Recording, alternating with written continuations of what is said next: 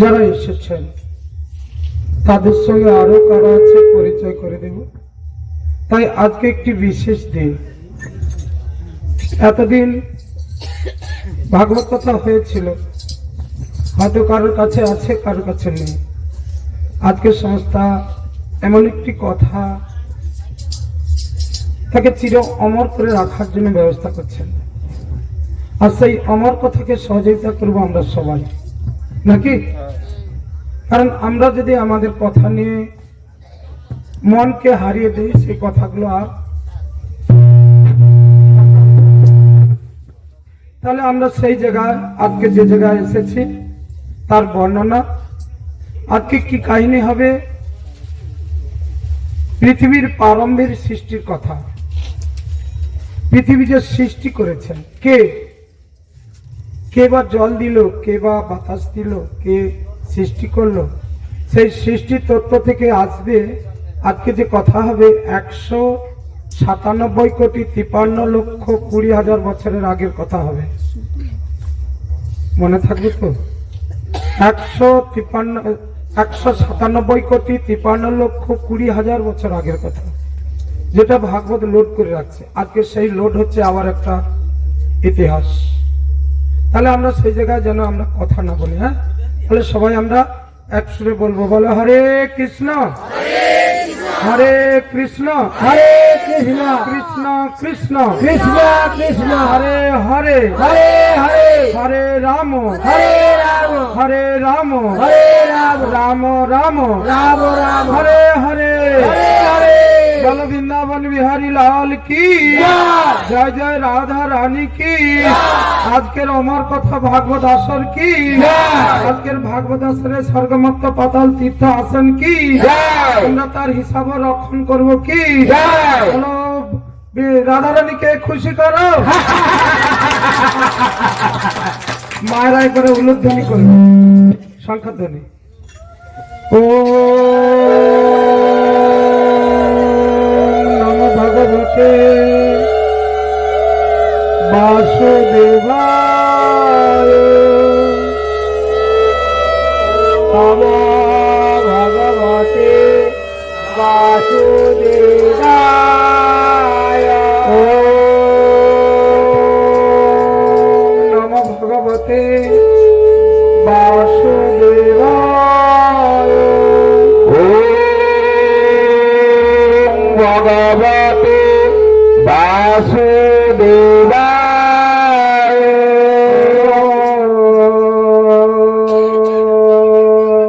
নম ভগবতে বাসুদেবায় ভগবতে বাসুদেবায়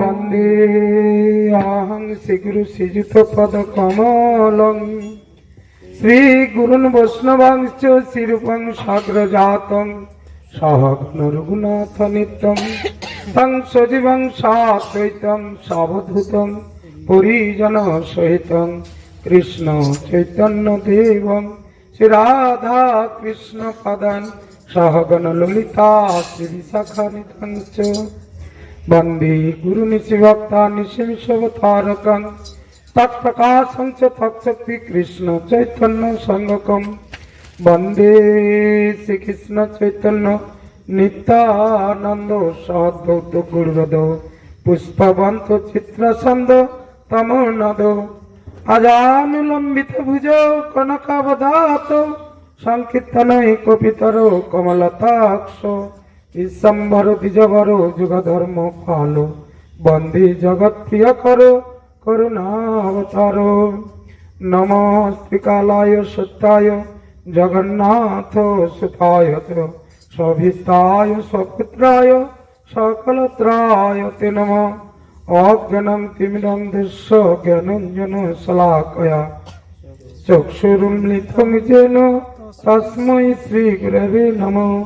নমো বিষ্ণুপাদায় কৃষ্ণপৃষ্ঠায় ভূতলে শ্রীমতে পরমানন্দ দাসগুরুভীতি নামিনে পঞ্চতত্ত্বাকং কৃষ্ণ রূপং স্বরূপকং ভক্তবতারং ভক্তাক্ষং নমামি ভক্ত শক্তিকম गुरवे गौरचंद्राय राधिकाय सदालय कृष्णाय कृष्ण भक्ताय तद्भक्ताय नमो नमः।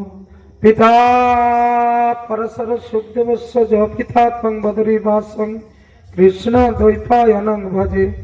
नाम यज्ञ महायज्ञ कलिर कलुषनाशनं पंचतत्व पितत्ते नाम यज्ञ समर्पणम्।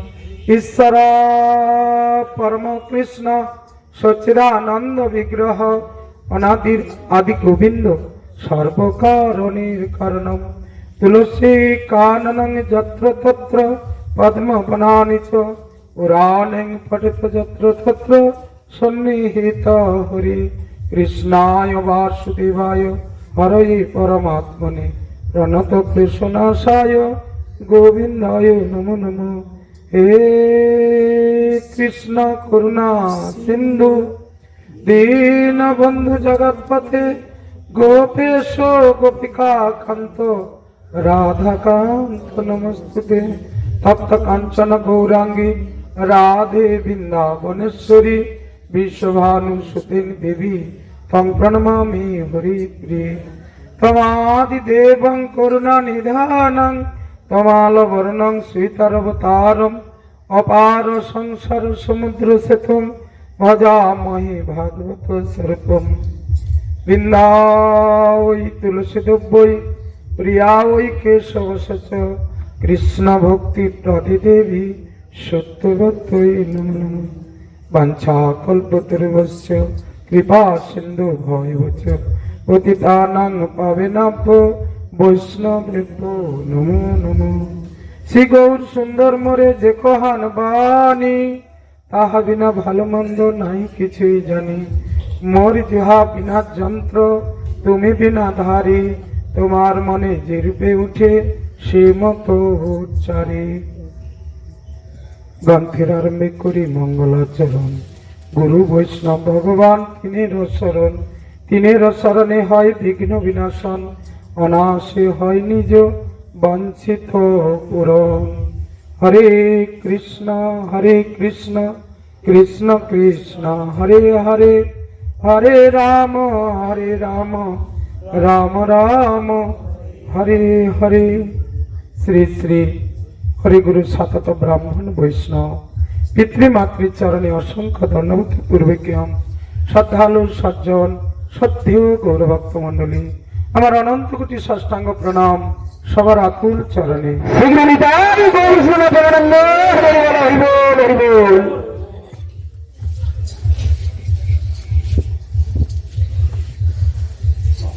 সর্বপ্রথমে আমার জীবনের আলো দাতা আদি গুরু পিতামাতাকে স্মরণ করে যিনি জ্ঞানের আলো জ্বালিয়েছেন আমার পরম গুরুদেব যিনি পরমানন্দ বৈতালিক দাস ও গুরুমাতা রাসমণি বৈতালিক দাস তাদের শ্রীচরণে শতকোটি প্রণাম জানিয়ে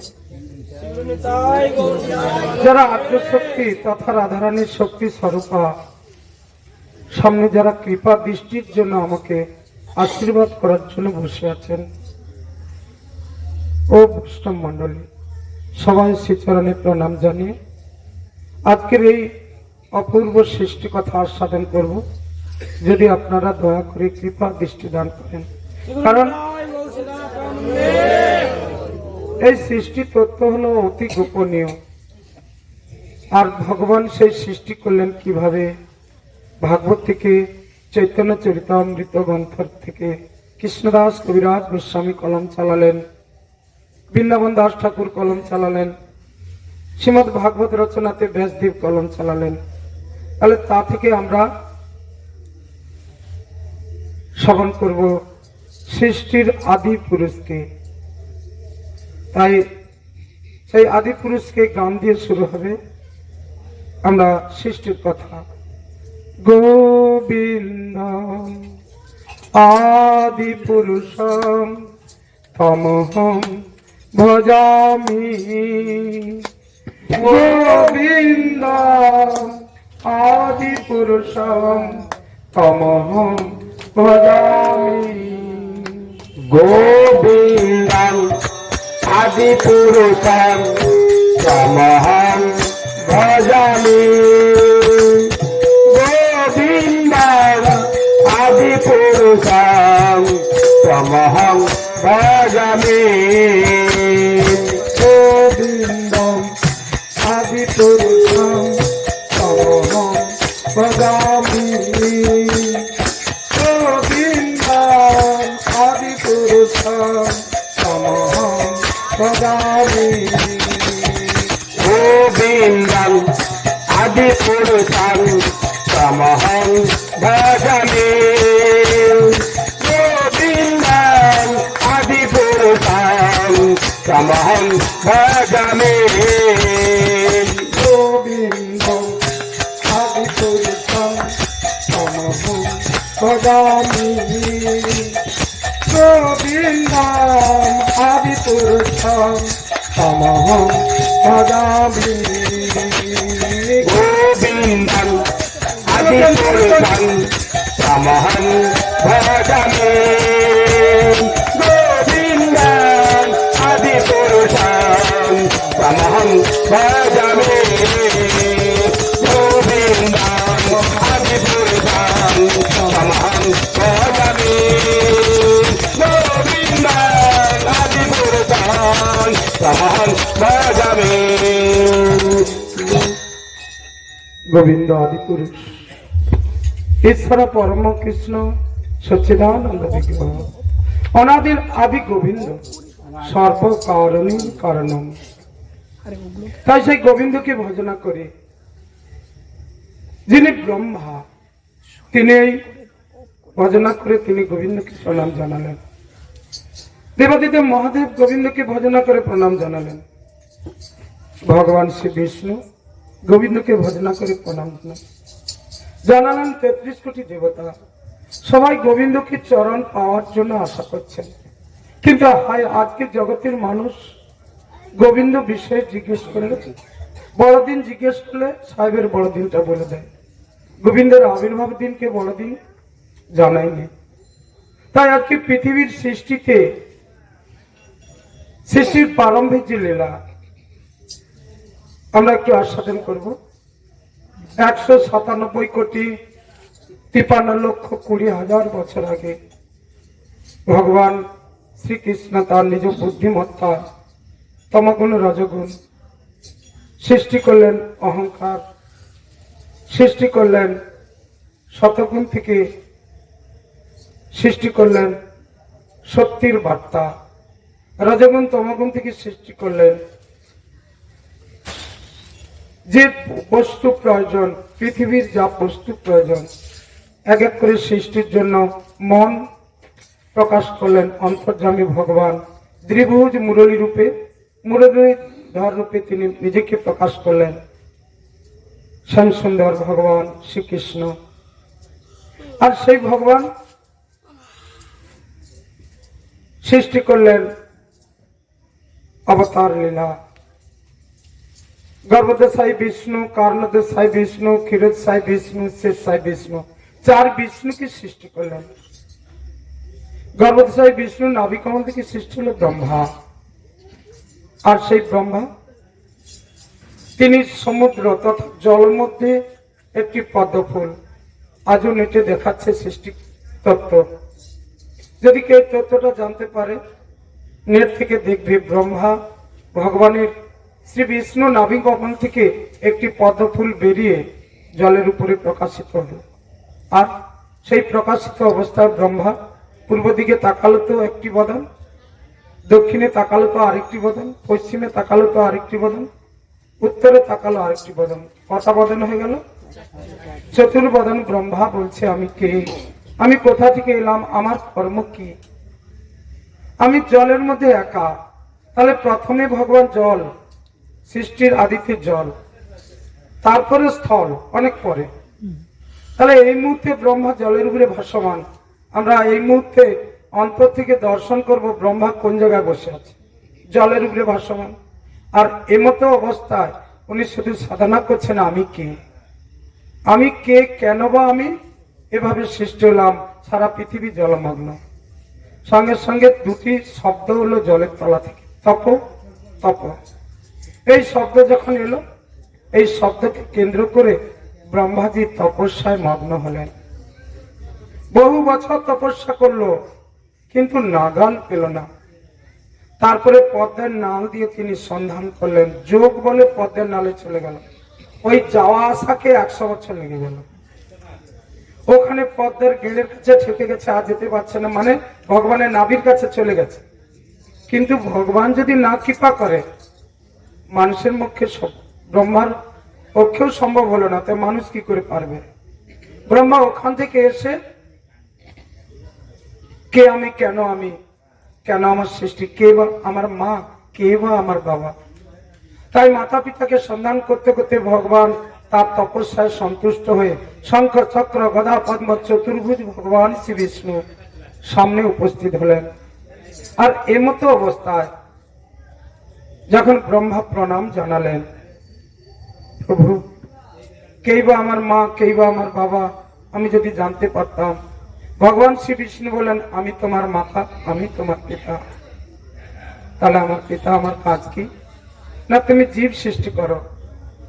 এই মুহূর্তে যদি জলমগ্ন থাকে পৃথিবী, তাহলে জীব দাঁড়াবে কোথায়? ব্রহ্মার প্রশ্ন। ভগবান বলেন, ও দায়িত্ব আমার, আমি এ দায়িত্ব নিলাম। সঙ্গে সঙ্গে ব্রহ্মার নাক দিয়ে বরাহবতার সৃষ্টি হলো। আর এই ধরিত্রী মাতা জলের তলায় ডুবেছিল। আর সে মতো অবস্থায় এই বরাহবতার সৃষ্টি হয়ে ধরিত্রী মাতাকে নাকের ডগায় করে তুলল। বরাহবতার ছবিতে দেখেছেন নিশ্চয়, নাকের ডগা একটি বল, ওটাই ধরিত্রী পৃথিবী। কেন? ভগবান তাহলে কত শক্তিমান। এটা কিন্তু অবতার গেছে, নিজের শক্তি এখন বলেনি। অবতার 24 জন অবতার আছে। তাহলে বরাহ অবতার এর মতো কতবার সৃষ্টি আছে? না, এর মতো সৃষ্টি হচ্ছে যে কতবার, সেই জায়গাটাকে যদি আমরা জানতাম, কতবার সৃষ্টি হয়েছে। না, সৃষ্টি হয়েছে সত্য তেতা দাপর কলি 4 যুগ জানি, সেই 4 যুগে দিব্য 1 যুগ মানে 71 চতুর যুগে 1 মনন্তর। 14 মনন্তরে ব্রহ্মার দিবসের ভিতর 71 চতুর্যুগ। তাহলে 71 চতুর্যুগ পার হয়ে গেলে ব্রহ্মার 1 দিবস কিরকম হবে? না, 71 চতুর্যুগে 1 মনন্তর, 14 মনন্তরে ব্রহ্মার 1 দিবস। তাই বৈবস্বত নাম এই সপ্তম মনন্তর, 27 চতুর্যুগে তাহার অন্তর। তাই অষ্টবিংশতি চতুর্যুগে দাপরের শেষে ব্রজের সহিত হয় কৃষ্ণের প্রকাশ। তাহলে 27টা যুগ এমন করে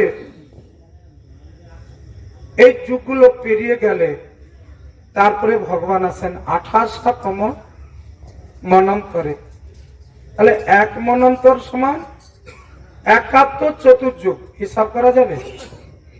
সত্য তেতা দাপর কলি বলে 71 চতুর্যুগ চলে গেলে 1 মনন্তর।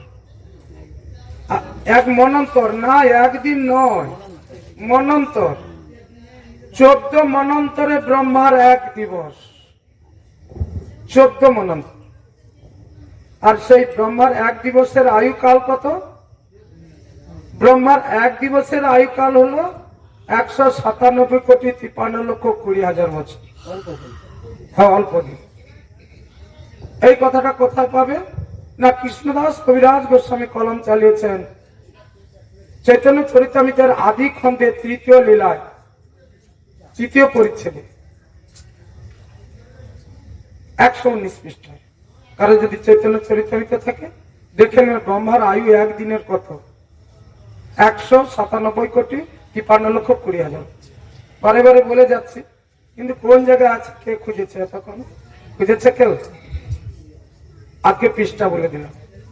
তাহলে কৃষ্ণদাস কবিরাজ গোস্বামী কলম চালালেন এই যুগের সৃষ্টিতে ব্রহ্মা এখন কিন্তু ভাসমান। আমরা শুধু তার একটা দিনের আয়ুটা নিয়ে বিশ্লেষণ করলাম। ব্রহ্মাকে স্থল পৌঁছে দিলেন, বড় অবতার একটা স্থল দিল সৃষ্টির জন্য। তাহলে সৃষ্টির আদিতে প্রথম ভগবানের কাছে প্রার্থনা করলেন কর জোড়ে, হে প্রভু দয়াময়, আমি কিভাবে সৃষ্টি করব, তার কি উপায়, কি তার জ্ঞান, আমার জ্ঞান দান দাও। তাহলে ব্রহ্মাকে জ্ঞান দান দিলেন ভাগবত তত্ত্ব 4টা শ্লোক। 4টি শ্লোক ভাগবত দিল ভগবান শ্রী বিষ্ণু। শুরু হলো ভাগবত কথা। তাহলে ভাগবত আজকে ত্রেতা যুগের নয়, দ্বাপর যুগের নয়, কলিযুগের নয়, ভাগবত হলো সত্যযুগ। সেই প্রথম শুরুতে 197,53,20,00,000 বছর আগের ভাগবত। ভাগবত 4টি শ্লোক নিয়ে ব্রহ্মা সৃষ্টি করা শুরু করলেন তার ভগবানের আশীর্বাদ। দেখিতে দেখিতে তার আপন মূরতি দিভাগে বিভক্ত হয়, ওহে মহামতি, এক অংশ দ্বারা বিধি মিথুন হইলা, অন্য অংশ দ্বারা নর নারী জন্মিল। কখনো ছবি দেখিয়েছি। তাহলে বাম পাশ নারী, ডান পাশ পুরুষ। তাহলে শুরুতে ভাগবত। কিন্তু আজকে মানুষ বলে ভাগবত কেন শুনবো, ভাগবতে কি আছে, ভাগবতে গেলে কি পাবো? ভাগবতে গেলে জীবন চরিত্র শুনতে পাবো, আত্ম উপলব্ধি। তাই আজকে ব্রহ্মা সৃষ্টি শুরু করলেন। সৃষ্টিতে দুজনের নাম কি হলো বাবা, মনে আছে তো? এই মানব জাতির জনক বলে তাদের আখ্যায়িত করা হলো, মানব জাতির জনক। প্রথম বলছে তুমি স্বর্গে আছো, এখন বিসর্গ সৃষ্টি করো। তাই বিসর্গ হলো এই চরাচর। তাহলে সেই ব্রহ্মার প্রথম সৃষ্টি দুজনের নাম কার মনে আছে, বলতে পারবে? চন্দ্রবিন্দু, স্বয়ম্ভু মনু শতরূপা। স্বয়ম্ভু মনু শতরূপা। তাহলে প্রথম সৃষ্টি দুজন, নর আর নারী। তারপরে সৃষ্টি হলো ব্রহ্মা থেকে সনক, সনন্দ, সনত কুমার, সনাতন। সৃষ্টি হলো নারদ। তাহলে এই জায়গায় একটি জলের তলা থেকে বরাহদেব ঘরটাকে তুললো। তাহলে এই বরাহদেবের সৃষ্টি জলের তলা, জল যে জলের তলায় পৃথিবী ছিল তাকে তোলা হলো। তাহলে নিশ্চয়ই কতগুলো যে মনন্তর কেটে গেল কে জানে, এতগুলো মনন্তর। ব্রহ্মার একদিন, রাত্রে প্রলয়, দিনে আমরা আছি। রাত্রে প্রলয় হয়ে গেলে এতজন কোথায় যাবে, সেটা মার্কণ্ড মুনিকে দেখিয়ে দিলেন। প্রলয় হলে ভগবানের প্রিয়জন ভগবানের উদরেই থাকবে, কোথাও যাবে না। ভগবান যারা এত কষ্ট করে শীতের রাতে ভাগবত শুনছ, প্রলয়কেও ভয় করো না। কারণ প্রলয় হলে ভগবান দেখিয়ে দিয়েছে মার্কণ্ড মুনিকে। মার্কণ্ড মুনি বলেছিলেন যে হে ভগবান, নরনারায়ণকে তোমাকে দর্শন করলাম, কিন্তু তোমার মায়া কি আমি দেখতে পাইনি। ভগবানকে দেখেছে, ভগবানের মায়া দেখেনি। আর মার্কণ্ড মুনিকে সেই প্রলয়ে ভাসিয়ে দিল বহু বহু বছর। তারপরে বটপাতার মধ্যে ভেসে ভেসে আসছে ভগবান। আর তাতেই মার্কণ্ড মুনি দেখলো এত প্রলয়ের পরও একটা শিশু বট পাতায় ভেসে আসছে, এটা আশ্চর্যজনক না? একটা বট পাতা তাতে ভেসে ভেসে যাচ্ছে। মার্কণ্ড মুনি তার কাছে গেল, যাওয়ার সঙ্গে সঙ্গে নিঃশ্বাসের মধ্যে ওর উদরে চলে গেল। ছোট্ট শিশু মার্কণ্ড, বিশাল আকার। আর ওর উদরে গিয়ে দেখলো যে যত পৃথিবীর প্রলয় হয়ে গেলে যত জীব আছে ভগবানের উদরে। ভগবান কত বড় উদর, হ্যাঁ? বিশ্ব ব্রহ্মাণ্ড তার উদরে বসে। যশোমতী মাকে দেখেছে। তাই আজকে যখন উনি উদর থেকে বেরিয়ে এলেন, তখন দেখলেন নিজের কোনো প্রলয় নেই, নিজের আশ্রম নিজেই ধ্যান করছেন। তাহলে প্রলয়কালে ভগবানের ভক্তকে রক্ষণাবেক্ষণের জন্য ভগবানেরই দায়িত্ব। বোঝা গেল? তাহলে এভাবে সৃষ্টি চলছে। একটা যদি ঘর পৃথিবী হয়, তার জন্য আলো দরকার তো নাকি? তাহলে সেই আলো জ্বালার জন্য ব্যবস্থা করলেন, সৃষ্টি করলেন ব্রহ্মা থেকে মরীচি ঋষি। মরীচির পুত্র কশ্যপ। কশ্যপের পুত্র হলো সূর্যদেব। সূর্যদেব সৃষ্টি হয়ে তাকে কাজের দায়িত্ব দেওয়ার জন্য গীতাতে দেখে নেবেন, গীতায় সূর্যদেবের 4 হাত। গীতা হাত জোড়ো করে ভগবান শ্রীকৃষ্ণের কাছে মাথা নত করে সূর্যদেব বসে আছেন, আমার কি কাজ? সূর্যদেব ভগবান তাকে জ্ঞানের আলো বর্তিকা দান করলেন, আর তার সেই জ্ঞানের আলোতে আজও পৃথিবী আলোকিত। তাহলে এই সূর্যের আলোর উৎসটা কোথা থেকে এলো? কৃষ্ণ। তার মানে আমরা কৃষ্ণ কিরণ মাগছি, উদয় হলেই কৃষ্ণ কিরণ, নাকি? আর সেই সূর্যদেব তার দায়িত্ব নিয়ে নিলেন। পৃথিবীর সৃষ্টি শুরুতে এক এক মুনি ঋষি সৃষ্টি হলো ব্রহ্মা থেকে। মদগুল ঋষি, সান্ডিল ঋষি, পরাশর ঋষি, বিলাস ঋষি, পরপর সৃষ্টি সৃষ্টি সৃষ্টি সৃষ্টি। যেমন মরীচির পুত্র কশ্যপ, বশিষ্ঠর পুত্রকে ব্রহ্মার পুত্র বশিষ্ঠ, বশিষ্ঠের পুত্র বরুণ, বরুণের পুত্র কে আসছে?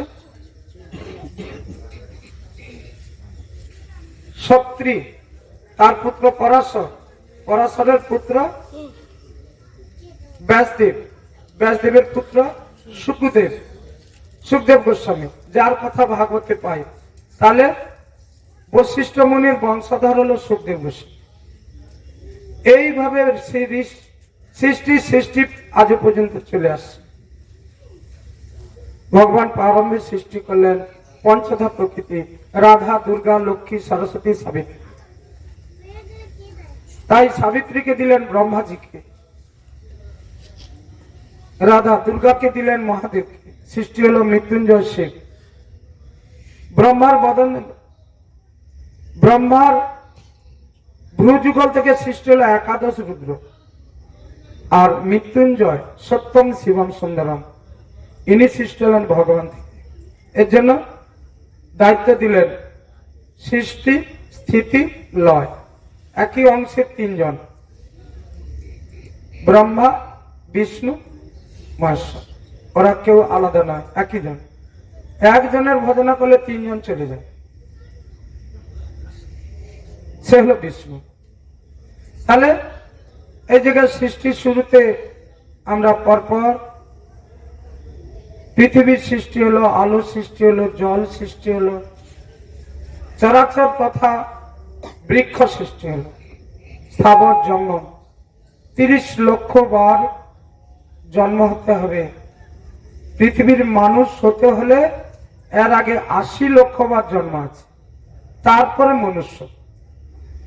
তাহলে এই মনুষ্য জন্ম পাওয়ার পর আমাদের কি কাজ, এটা কি জানা দরকার নেই?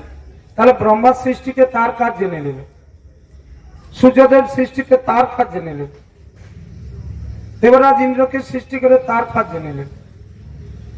এই যে কশ্যপ, কশ্যপের পিতার নাম মরীচি, আর মরীচির পুত্র হলো তত্ত্ব দেবতা, যত দেবতা আছে। যে কশ্যপের পুত্র রূপে দেবরাজ ইন্দ্রর পিতা হলো কশ্যপ, আর বামন অবতারের পিতা কশ্যপ, গরুড়ের পিতা কশ্যপ। পৃথিবীতে যত সর্প আছে তার পিতাও কশ্যপ। কশ্যপকে একটা বড় মাধ্যম দিয়েছে গরু। পৃথিবীতে যত সর্প আছে পিতা কশ্যপ, মা কিন্তু আলাদা। কশ্যপের মায়ের নাম কি কেউ বলতে পারবে? আর সর্পের মায়ের নাম কদ্রু, আর গরুরের মা বিনতা। খুব সুন্দর উত্তর, বিনতা। আর তাহলে প্রথম 2টি স্ত্রী আছে, দিতি, অদিতি। কশ্যপের 2টি স্ত্রী, প্রথম যে সারিতে দাঁড়িয়ে গেল দিতি, অদিতি। তাহলে দিতির পুত্র হলো যত রাক্ষস, দৈত্য, অসুর, কিন্তু পিতা কশ্যপ। কেন না, এ কারণটি একটি সমাজকে জানানোর জন্য ভীষণ একটি দাবি কথা আছে।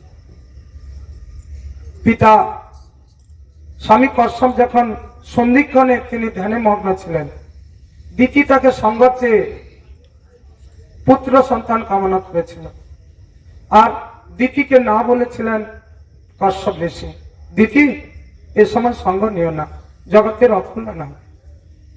তুমি যাকে প্রসব করবে সে জগতের ক্ষতি করবে, অতএব তুমি এ সময় সঙ্গ নিও না। কিন্তু তিথি তার মন বাসনা থেকে সরে যায়নি, তার নিজের জেদে তিনি জগতের অকল্যাণ সৃষ্টি করলেন। তাই দিতি বলল, তুমি যদি এখন আমাকে না সঙ্গ দাও, আমি তোমার পায়ে মাথা কুটে কুটে প্রাণ ত্যাগ করবো। তাহলে কি হবে না, নারী হত্যার পাপ তোমাকে নিতে হবে। এর জন্য সঙ্গ দিলেন আর জগৎকে জানালেন, দেখো আমি জ্ঞানী একজন, কশ্যপ তো জ্ঞানী না অজ্ঞানী। তাহলে জ্ঞানী হয়ে জ্ঞান দেওয়ার পর যদি না নেয় কতটা ক্ষতি হবে, জগৎ দিয়ে নাও নাকি গো বাবা? ডাক্তারবাবু ঔষধ খাওয়ানোর কথা বলবে সকাল সন্ধ্যা দুপুর, 3 বার খাওয়ার কথা বলেছে, আমরা কি করলাম, হিসাব না মেনে 3 বারের ঔষধে 1 বার সেবা দিলাম। কাজ একই হবে না ভুল হয়ে যাবে? তাহলে আজকে তিথিকে সাবধান করার পরও সে শুনল না, তাই জগৎকে একটি অন্ধকার সৃষ্টির জায়গা তৈরি হয়ে গেল। যত অসুর দৈত্য দানব অত্যাচারী সব হয়ে গেল দিতির গর্ভে। আমার মা অদিতি কি করলেন, তিনি তার সুষ্ঠুভাবে স্বামী সেবা করতে করতে তিনি তার স্বামীর নিজের ইচ্ছা কামনা যে সন্তান সৃষ্টি হয় জগতের মঙ্গলের চেষ্টা করলেন। তাতে এলো দেবতাগণ, দেবরাজ ইন্দ্র থেকে উপেন্দ্র, বামন অবতার, সূর্যদেব। তাহলে সূর্যদেবের যদি অদিতির পুত্র হয়, তাহলে সেই অদিতি মা কত আমাদের উপকার করলো। ত্যাগ তিতিক্ষা নিয়ে তিনি জগতের কল্যাণের সাধন চিন্তা করলেন। তাহলে অদিতির পুত্র সূর্য, তাহলে অদিতির সঙ্গে আমাদের কত সম্পর্ক। তিনি একটি ভালো উপহার দিয়ে জগৎকে আলো দিলেন। হ্যাঁ, আর সেই অদিতি মাকে জিজ্ঞেস করলে যে সূর্যের মায়ের নাম কি, জানা নেই। আজকে কাকুরে যাচ্ছিলাম, তিনি বেসিক পাস করে কমপ্লিট, কিন্তু সূর্যের মায়ের নাম বাবার নাম বলতে পারলো না। পরে তাকে আদর করে বললাম, মারি তোর দোষ নেই, দোষ হলো একটি আমাদের এই ব্যবস্থাপনা। বেসিক পাস করতে একটা বাবার কত টাকা খরচা লাগে বাবা? হিসাব কি করা যায়? ছেলে পড়ানো হিসাব করা যায়? কিন্তু আজ কেন সেই ছেলেটা উত্তর দিতে পারলো না, কেন সেই মেয়েটা উত্তর দিতে পারলো না যে সূর্যের বাবা মার নাম কি? তাহলে কি এগুলো জগতে প্রয়োজন নেই? আর স্কুলে ছিল শ্রী শ্রী হরি, সেটাও নেই। হ্যাঁ, কাকাশ্রী, বাবা মামাশ্রী, দাদাশ্রী, পিতাশ্রী এগুলোও হারিয়ে গেল। শঙ্খ বাজনা প্রায় বন্ধ হয়ে আসছে। তাহলে আমাদের অশুভ চিন্তার মধ্যে বেশি সময় রয়ে যাচ্ছে। শুভ চিন্তা, জগতের কল্যাণ চিন্তা কখন হবে? জগতে একটি চটি ধর্ম শিক্ষা আমাদের বেলায় ছিল, এখন কেন থাকবে না? আমার হলো এটাই কষ্ট যে মানুষ সবাই জানুক, সকাল হলে যার আলোতে আমাদের পৃথিবী দর্শন হয়। সূর্যের আলো না উঠলে আমরা কি দেখতে পাবো বাবা? অন্ধকারে একটা মানুষকে যদি 5 টাকার কয়েন ফেলে দেওয়া হয়, তোমার চোখ আছে কিন্তু তুমি ঘুরাতে পারবে না, পারবে? একটা আলো প্রয়োজন, আর সেই আলোর সঙ্গে সম্পর্ক জগতে সবার হওয়া উচিত নাকি? কেন নেই? এর জন্য একটি ক্লাস 3-তে পড়তেছে, তার 10খানা বই, তার সঙ্গে মানে নিয়ে আরো খাতা নিয়ে আরো 10টা হয়ে গেল, 20টা বই নিয়ে পিঠ ঝুলে যাচ্ছে, চলতে পারেনি। মা টিউশনি থেকে ধরে নাও ব্যাগটা। কিন্তু আজকে সে ছেলেটাও তো পায়নি, আজকে বেসিক পাস করা মেয়েটাও উত্তর দিতে পারলো না। তাহলে কোথায় এসব কথা আছে? আছে ভাগবতে, আছে চৈতন্য চরিতামৃতে, আছে ভাগবত আসরে। তাহলে সবাই কি ভাগবতে আসরে আসার প্রয়োজন নেই? তাহলে কেন বলে মানুষ যে ভাগবতে আমরা কেন যাব? কোটি কোটি টাকা আছে, ভাগবতে কেন যাব? আমার তো টাকা আছে। আর যদি বলি ওই কোটি টাকার হিসাব কে দিয়েছে? আমি কি কোনো ইচ্ছা করে বড় ঘরে জন্ম হওয়ার, আমার ইচ্ছা বড় ঘরে জন্ম হব না? কেউ কি ইচ্ছা করে এত দরিদ্র ঘরে জন্ম হয়? তাহলে কারোর ইচ্ছা না, ইচ্ছা ইচ্ছাময়ের তথা ভগবান। ভগবান যদি ইচ্ছা করে তোমাকে একটি রাজপ্রাসাদে পাঠাবে, সেই রাজপ্রাসাদে পাঠানোর কথা যেটা হলো, ভগবান যদি ইচ্ছা করে একটা গরিব ঘরে পাঠাবে, ভগবান যদি ইচ্ছা করে ঘর শূন্য ঘরে পাঠাবে, ঘর নেই, তাহলে এটা ইচ্ছা তার। এবার তার সৃষ্টির সঙ্গে আমাদের কেন সবাই জানবো না? সে যদি জলের বাবা হয়, সে যদি বাতাস সৃষ্টি করে, সে যদি আগুন সৃষ্টি করে, অগ্নির তত্ত্ব, জল তত্ত্ব, দেব তত্ত্ব, সব তত্ত্ব যদি তার মনের মধ্যে থেকে সৃষ্টি করে, ইচ্ছা করলে তিনি নবলক্ষ ধেনু গা থেকে সৃষ্টি করে। আছে না, ব্রহ্মা যখন ধেনু লুকিয়ে দিল, মানুষের সম্ভব? হ্যাঁ, ব্রহ্মা ভগবানকে পরীক্ষা করতে গেল, আজকে জগৎ ভগবানকে পরীক্ষা করছে। কেন? জয় জয় রঘুপতি রাঘব রাজা রাম পতিত পাবন সীতারাম। জয় জয় রঘুপতি রাঘব রাজা রাম পতিত পাবন সীতারাম। দশরথ নন্দন হে রাজা রাম জানকী বল্লভ রাজা রাম। দশরথ নন্দন হে রাজা রাম জানকী বল্লভ সীতারাম। জয় জয় রঘুপতি রাঘব রাজা রাম পতিত পাবন সীতারাম। জয় জয় রঘুপতি রাঘব রাজা রাম পতিত পাবন সীতারাম। কত সুন্দর প্রার্থনা হতো, মানুষের দিব্য চক্ষু বাচ্চাগুলো শিখতো। আজকে কি হলো? জনগণ মনোধি নায়ক জয়, আমরাই জনগণ, আমরাই না। তাহলে ভগবান বলে কেউ আছে, এটা যেন এই সমাজ থেকে পাওয়া যাচ্ছে না, আমরাই সব করব। হ্যাঁ, কিন্তু না, সবার উপরে গোবিন্দ সরকার আছে। গোবিন্দ সরকার যেটা বরাদ্দ করবে সেটা মেনে নিতে। যদি আমরা পারতাম যে সরকারের, ভগবান গোবিন্দ সরকারের উপরে কিছু করব, তাহলে যখন ঘোষণা হলো আমফান ঝড় আসে রে সাবধান হও, তাহলে আমরা কিছু করতে পারতাম নাকি? পারিনি তো। প্রবল বৃষ্টি হচ্ছে, বন্যা ডুবে যাচ্ছে, বৃষ্টির বন্যা, ধানকে সামলাতে পারলাম না তো, নাকি? তাহলে এই অপরাধগুলো কোথা থেকে আসছে? না, অমাবতী যোগে মানুষ ডেজার মেশিন নিয়ে হাল করছে, মাটি কাটছে, পাটডালা নিয়ে হাল করছে। 4 দিন বিশ্রাম করার কথা ছিল, দেয়নি। বসুন্ধরা কিছু শস্য দিতে চেয়েছিল বছর বছর তার, কিন্তু আমরা সেই বসুন্ধরার কথাই ভাবিনি। বসুন্ধরা কে? তাহলে এই যে পৃথিবী দায়িত্ব নিয়েছে শস্য দেওয়ার জন্য, আমরা যদি তার উপরে অত্যাচার করি, কি করে তিনি পূর্ণ শস্য দিবেন? এমন করে অপরাধগুলো আমরা যেন আর না করি। কারণ এই যে মহামারীতে আমরা কষ্ট পাচ্ছি, প্রত্যেক মানুষ নিজের আত্মীয় থেকে 6 ফুট দূরে চলে গেছে, নাকি বল? বারে বারে ঘোষণা করছে 6 গজ নাকি দূরে থাকো। কিন্তু যদি সেই ঘোষণাটা হতো যে হরিনাম করো না, ক কৃষ্ণ রয় রোজ রোজ নাম, ভগবানের নাম করো, কৃষ্ণ নাম করো, দেখবে কোনোদিন এমন মহামারী তোমাকে আটক করতে পারবে না। তাই বহু জায়গায় বহু কথা, এই মহামারী হলো কলেরা। এর জন্য আমাদেরকে সাবধান হতে হবে, ঈশ্বরের নামে ভরসা রেখে। তাই আজকে সেই সৃষ্টি তত্ত্বে সৃষ্টি হলো চতুর্যুগের প্রথম যুগ।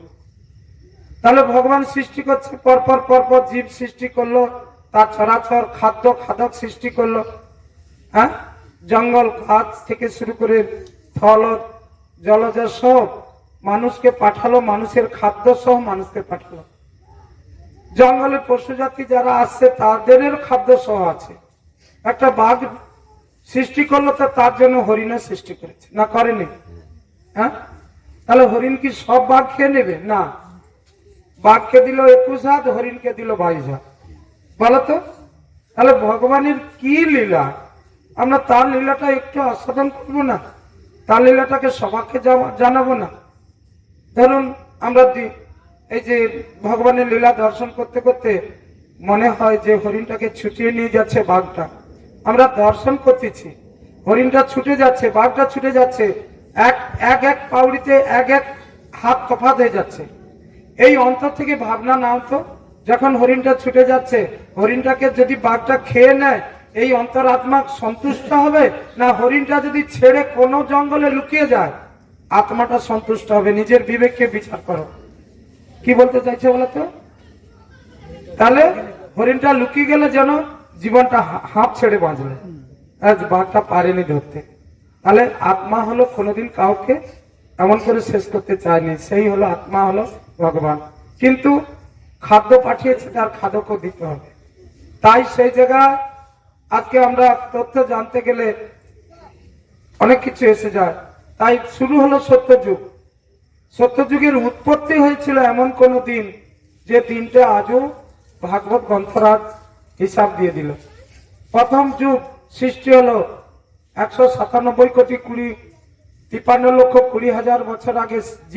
জীব যখন সৃষ্টি হলো তার সঙ্গে একটি যুগের নামও সৃষ্টি হয়ে গেল। প্রথম যুগের নাম কি? সত্যযুগ। তাহলে সেই সত্যযুগ শুরু হয়েছিল অক্ষয় তৃতীয়া বলে একটি তিথি। তাহলে এই তিথি, দিন, ক্ষণের বাবা মার নাম কি? দিন, ক্ষণ, তিথি, টাইম, এরও বাবা মা আছে। কে বলতো?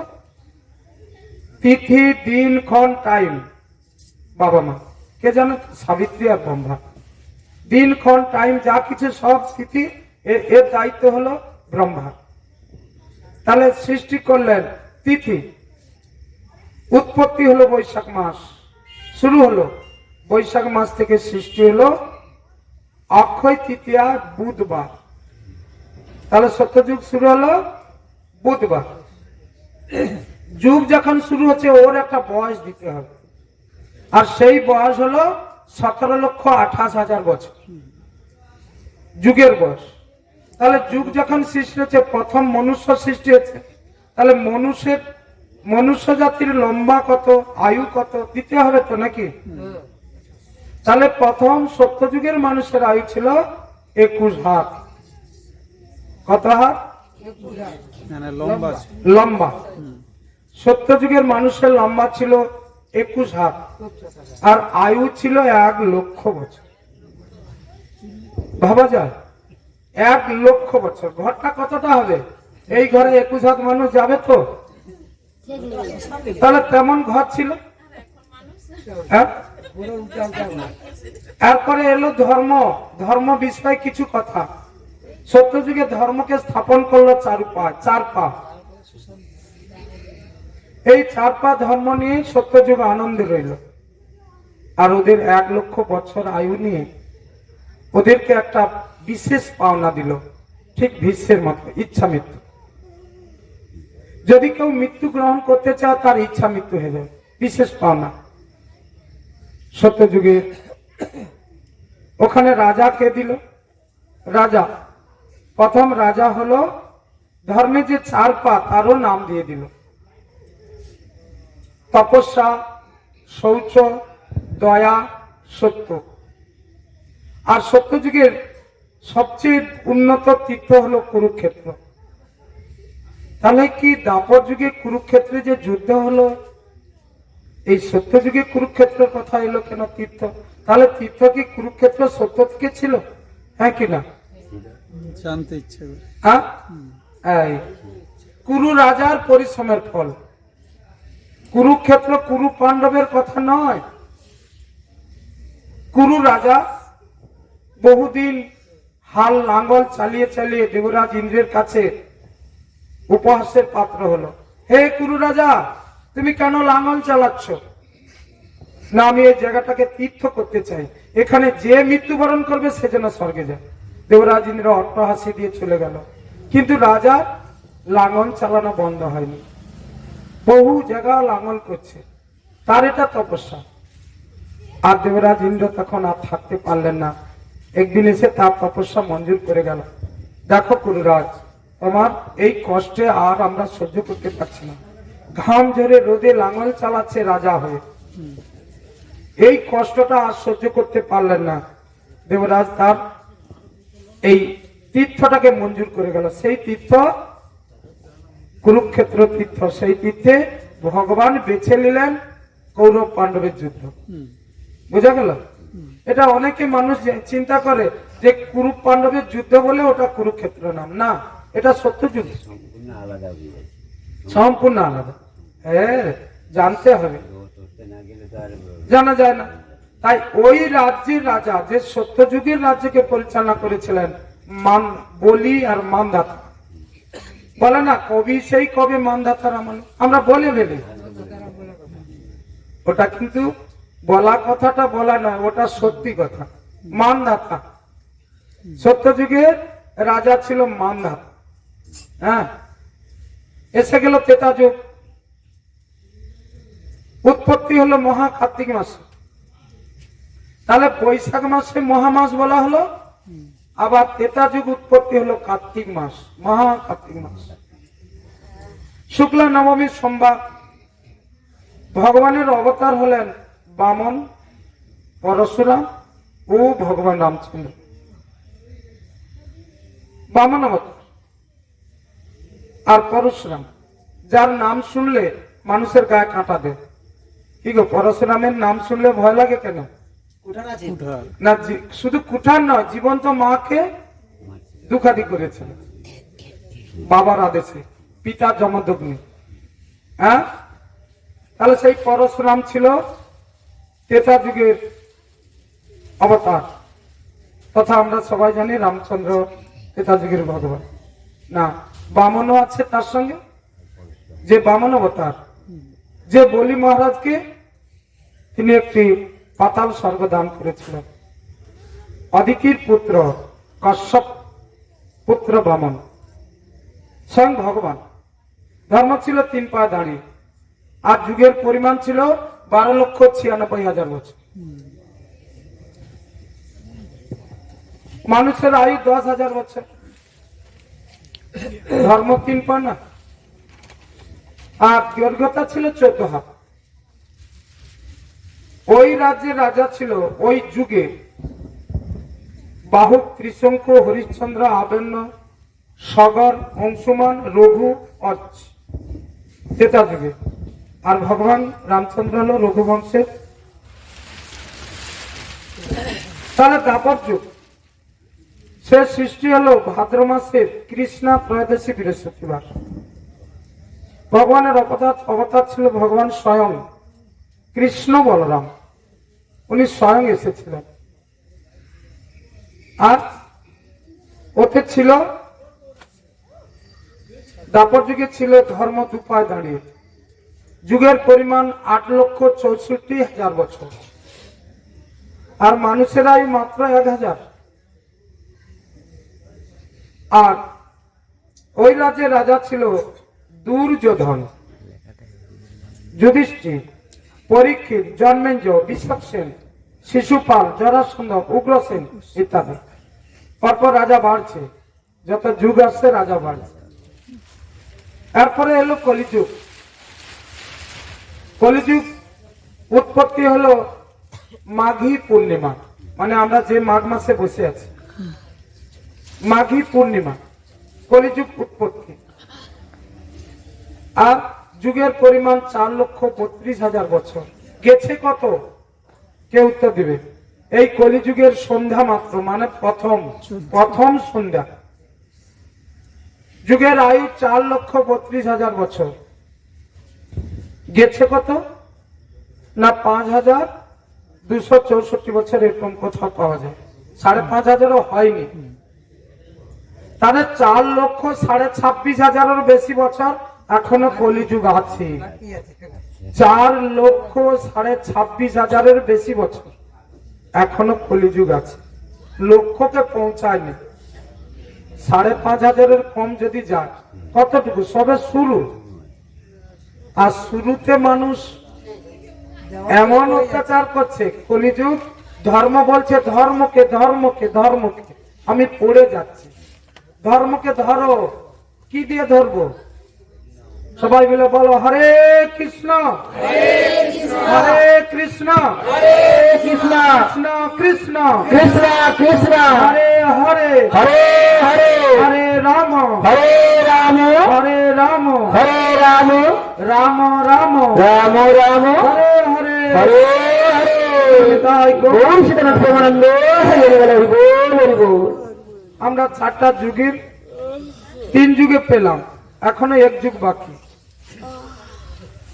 তাহলে সেই কলিযুগের পূর্ণ রূপ এলো মাঘী পূর্ণিমাতে। মানুষের আয়ু মাত্র 100 বছর, দেহের দীর্ঘতা 3.5 হাত, আর মানুষ ধর্মকে 1 পায়ে নিয়ে দাঁড়িয়ে আছে। 3 পা অধর্ম আর 1 পা ধর্ম। যদি 1 পায়ে মানুষকে দাঁড় করে রাখা হয় কত সময় থাকবে? তাই আজকে আমাদের সবাইকে জানতে হবে ধর্ম কি, ধর্ম কে এনে দিল, ধর্মকে আমরা কিভাবে আলিঙ্গন করব। তাই সত্যযুগের নাম তারক ব্রহ্ম নাম ছিল। নারায়ণ পরাবেদে, নারায়ণ পরাখরা, নারায়ণ পরামুক্তি, নারায়ণ পরাগতি।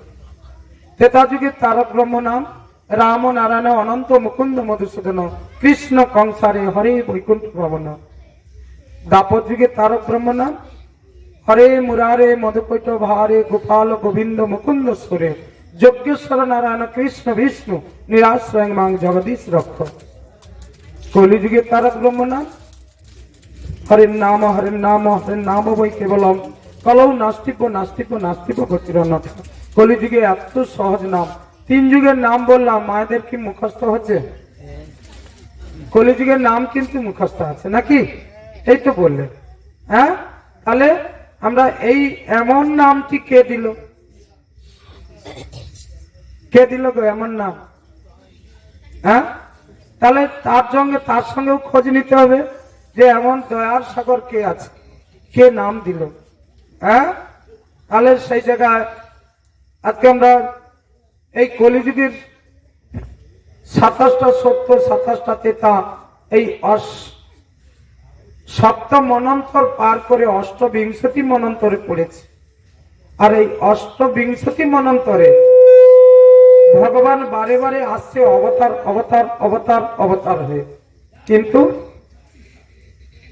এবারে এলেন স্বয়ং স্বয়ং আমার নন্দসুত বলিজারে ভাগবতে গায় সেই কৃষ্ণ অবতীর্ণ চৈতন্য গোসাই। নন্দসুত বলিজারে ভাগবতে গায় সেই কৃষ্ণ অবতীর্ণ চৈতন্য গোসাই। তাহলে পৃথিবীতে আসছে আমার মহাপ্রভু। মহাপ্রভু পৃথিবীতে যখন আসেন, সৃষ্টির তত্ত্ব থেকে আমরা এসে যাই গৌর সুন্দরের আবির্ভাব লীলা। মহাপ্রভু পৃথিবীতে আসছেন,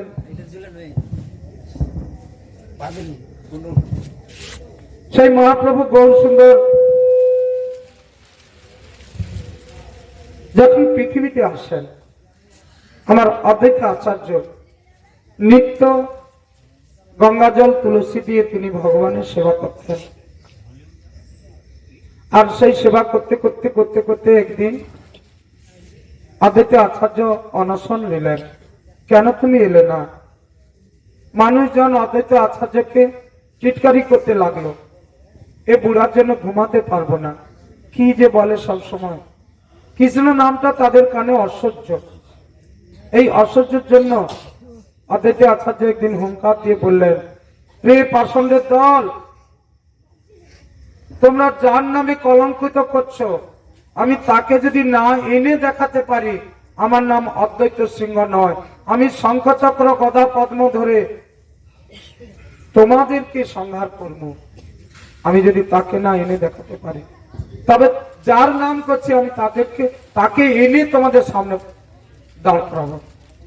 তাহলে এখনো কি মহাপ্রভু এসে গেছিলেন? আসেনি। তাহলে মহাপ্রভুকে আনার জন্য অদ্বৈত আচার্য অনশন করলেন।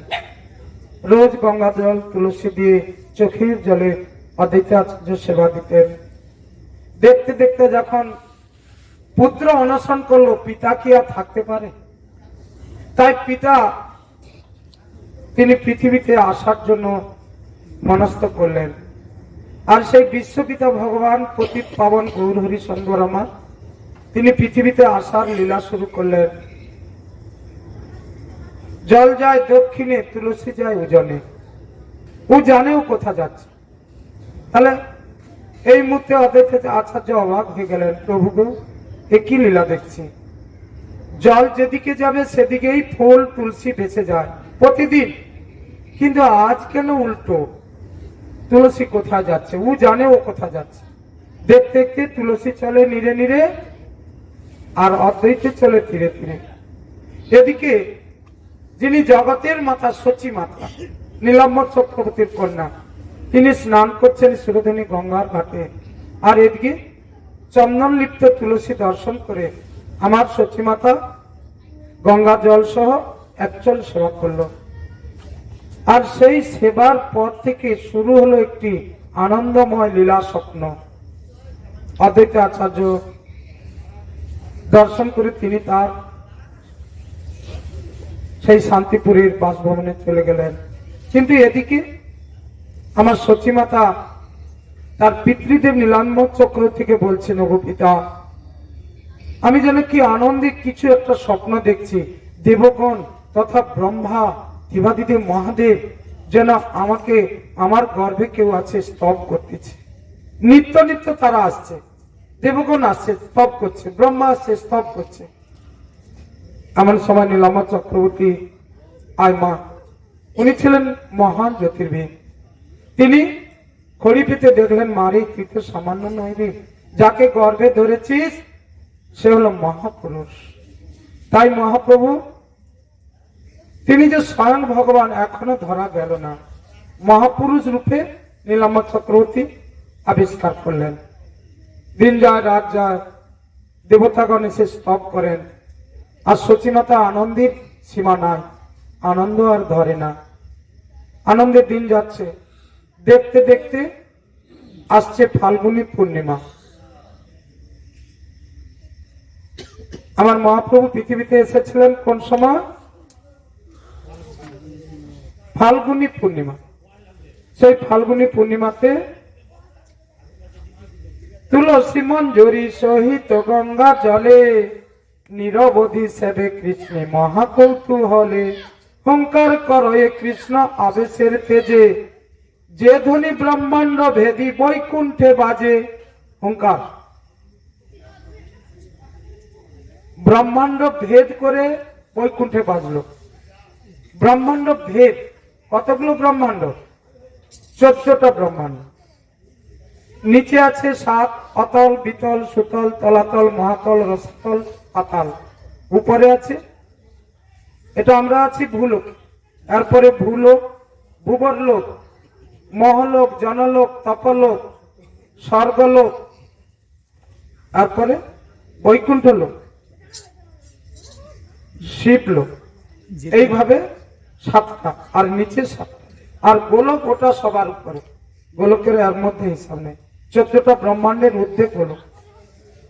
তাহলে আজকে সেই 14টা ব্রহ্মাণ্ড ভেদ করে ভগবানের কর্ণে যাওয়ার জন্য আমার ভগবান আসছেন পৃথিবীতে।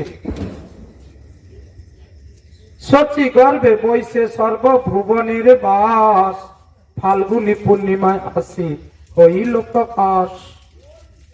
অনন্ত ব্রহ্মাণ্ডে যত আছে সুমঙ্গল, সেই পূর্ণিমায় আসি মিলিল সকল। কি এসে গেল বলতো? অনন্ত ব্রহ্মাণ্ডে যত সুমঙ্গল ছিল সব সেখানে উপস্থিত হলো। আচ্ছা, আজকে আমরা যে ভাগবত হচ্ছে, এখানে কতজন আসছে বলতে পারবো? অনেকজন খাতায় আছে, ওটা জড়জগতের হিসাব। 4টি বেদ, মন দিয়ে শুনো, চিন্ময় জগতের হিসাব শুনো।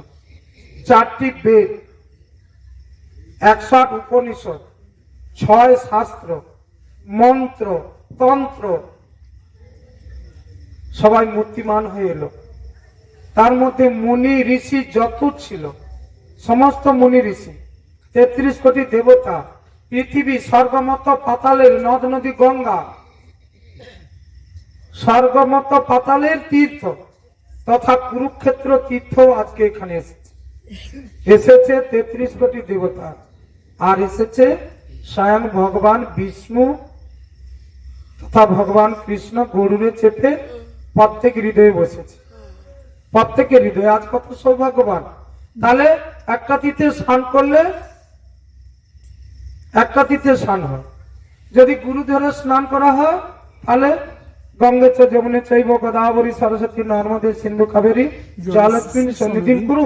কুরুক্ষেত্র গয়া গঙ্গা গয়া গঙ্গা প্রভাস পুষ্করণী চ তীর্থানি নেতানি সর্বতীর্থেষু নমস্কুরু তথা স্নানকালে ভবন্তি। তাহলে কতগুলো তীর্থ হয়ে গেল যদি গুরু ধরা যায়। আর যদি নিজে গিয়ে স্নান করা যায়, তীর্থগুলোর নাম তো মনে নেই, গা ধুয়ে নিল। হ্যাঁ, এই হলো গা ধোয়া আর স্নান করা হলো। তাহলে এই মুহূর্তে আমরা কত তীর্থে বসে আছি তা কি হিসাব করা যায়? স্বর্গ মর্ত পাতালে তীর্থে বসে আছে, আর সেই তীর্থকে অবজ্ঞা করে ভাগবতে গেলে কি হয় বলো? কেউ কি সারা জীবন স্বর্গমত পাতালের তীর্থে কোনো একটা ব্যক্তি পারবে? ভগবান ছাড়া কি পারবে? কিন্তু আজকে ভগবান তোমার দরকে আসে ভাগবত আসরে। তাই সেই জায়গায় আমরা বসে আজকে মহাপ্রভু লীলা সাধন করছি। মহাপ্রভুকে স্তব করতে এলেন সমস্ত দেবগণ। এখনো সচি সিন্ধু গর্ভে তিনি আছেন, নিত্য আসে যায়। আর মহাপ্রভুর যখন মা সচী মাতা ঘুমিয়ে পড়ে সবাই চলে যায়। এই মহাতয় স্বপ্নের দ্বারা রোজ দর্শন করে মা সচী মাতার আনন্দের সীমা নেয়। ফাল্গুনী পূর্ণিমা উপস্থিত হলো, আর যেই না ফাল্গুনী পূর্ণিমা উপস্থিত এলো আমার মহাপ্রভু পৃথিবীতে আবির্ভাব হলেন। একদিনে 3টি চাঁদের উদয় হলো। মহাপ্রভু পৃথিবীতে আবির্ভাব হলেন কিভাবে? না গ্রহণের ছলে। যখন পূর্ণিমা তিথি, পূর্ণ চন্দ্র, সেই তিথিতে গ্রহণ চন্দ্র আর এলো গৌর চন্দ্র। নিমাই চাঁদ বলা হয় না? নিমাই চাঁদ, হ্যাঁ, রামচন্দ্র, নিতাই চাঁদ। আচ্ছা, চাঁদ কেন জোড়া সবার সঙ্গে? হ্যাঁ, রস আছে। তাহলে এই চন্দ্র আসার সঙ্গে সঙ্গে যারা কোনো দিন পৃথিবীতে হরিনাম করেনি, যেমন বাড়িতে আজ থেকে 20 বছর আগের কথা বলছি, 1-2 ঘরে শাঁখ বাজা শুরু হলে প্রতি ঘরে শাঁখ বাজতই। আজ থেকে 20 বছর আগে। তারপরে এখন আর ওরে বাজাচ্ছে, তো আমার কি দরকার? তাহলে প্রতি ঘরে শঙ্খ বাজত। আর সেই রকম যখন হরিনাম শুরু হলো, প্রতিজন হরিনাম শুরু করলো, ব্রহ্মাণ্ড ভেদে হরিনাম চললো। একটু উলুধ্বনি, ভগবান আসছেন।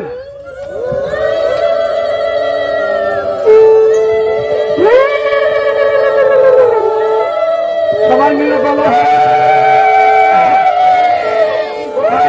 কৃষ্ণ কৃষ্ণ হরে হরে হরে হরে হরে রাম হরে রাম হরে রাম হরে রাম রাম রাম রাম রাম হরে হরে হরে হরে নিতাই গৌর সীতানাথ। প্রেমানন্দে হরি বল হরি বল। আমার মহাপ্রভু পৃথিবীতে এলেন। মোদের গৌর এলো এই নদিয়ায়, হরি নামের মালা পরে। মোদের গৌর এলো, মোদের গৌর এলো এই নদিয়ায়, হরি নামের মালা পরে। মোদের গৌর এলো, মোদের গৌর এলো এই নদিয়ায়, হরি নামের মালা পরে। মোদের গৌর এলো, মোদের গৌর এলো এই নদিয়ায়, হরি নামের মালা পরে। সতীর কোলে গৌর আমার কেঁদে দে জানায়, সতীর কোলে গৌর আমার কেঁদে দে জানায়। হরি নামে পাপি পাপি উদ্ধারিয়া যায়, মোদের গৌর এলো, মদের গৌরে লোকেই নদিয়া হরি নামে মালা পরে মদের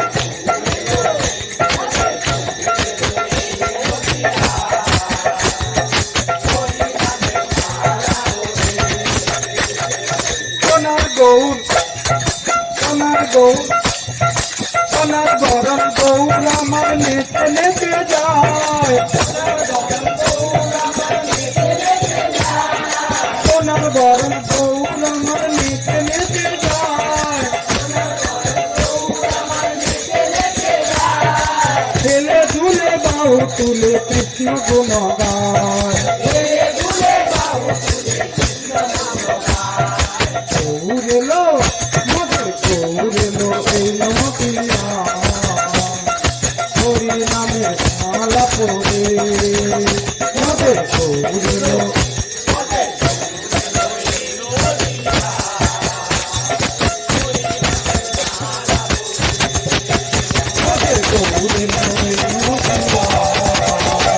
হরি নামে মালা পরে মদের গৌরেলো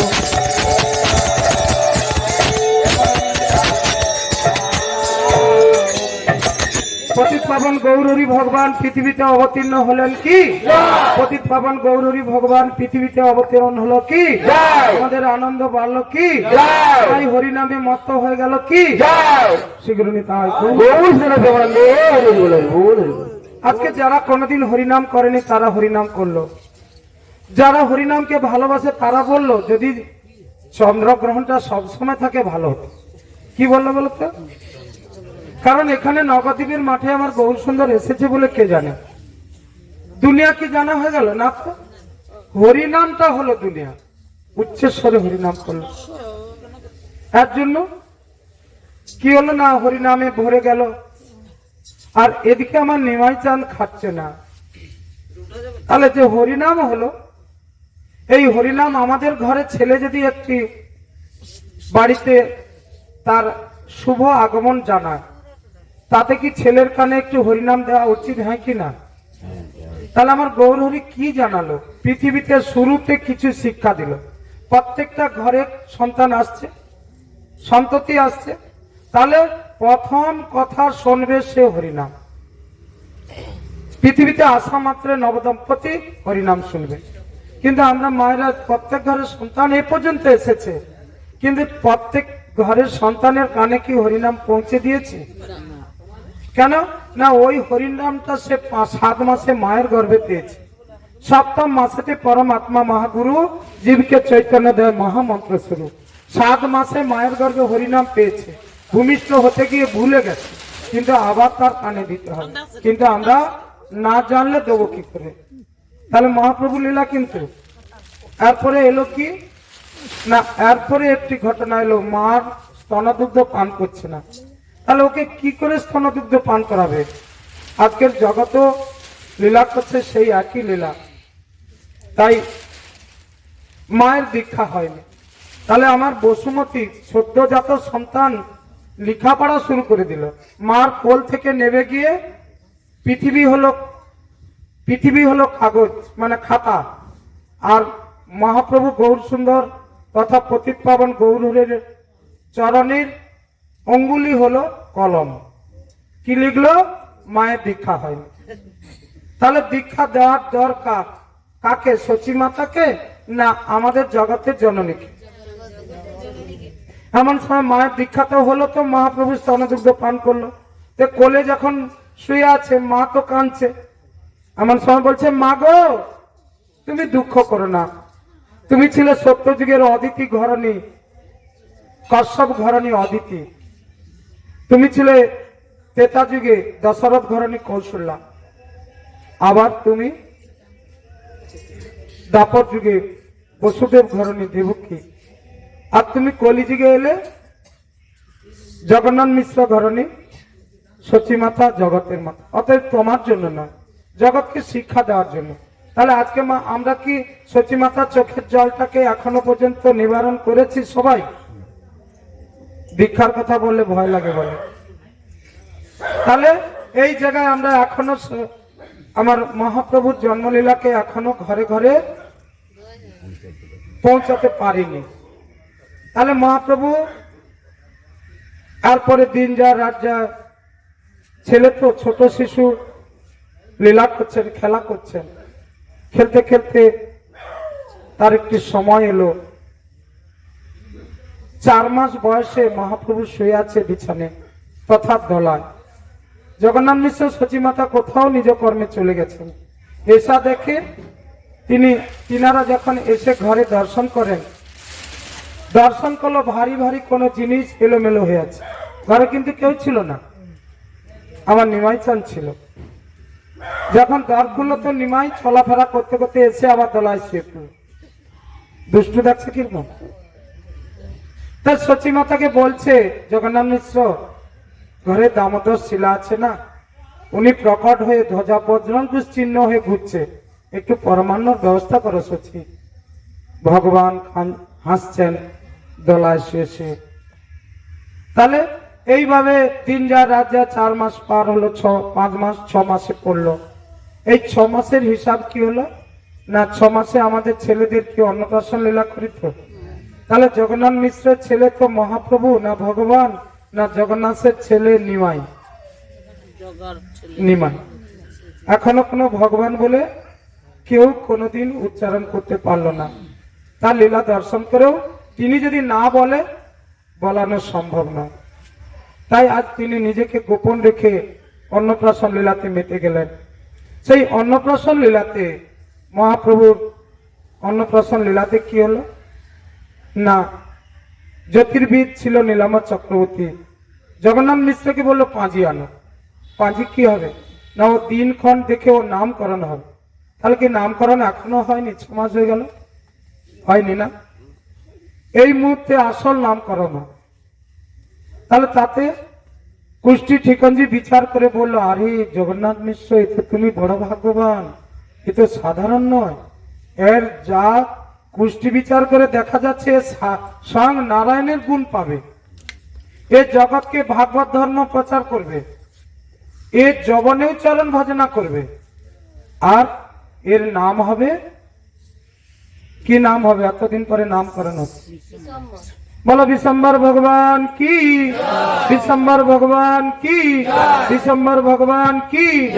পতিত পাবন গৌর হরির নাম বিশ্বম্বর ভগবান হলো কি, নগদীপ চন্দ্র ভগবান হলো কি, দুটি নামে আখ্যায়িত হয়ে গেল। এমন সময় একটা কথা বললো না, গোপন রাখলো, মা বাবা দুঃখ পাবে।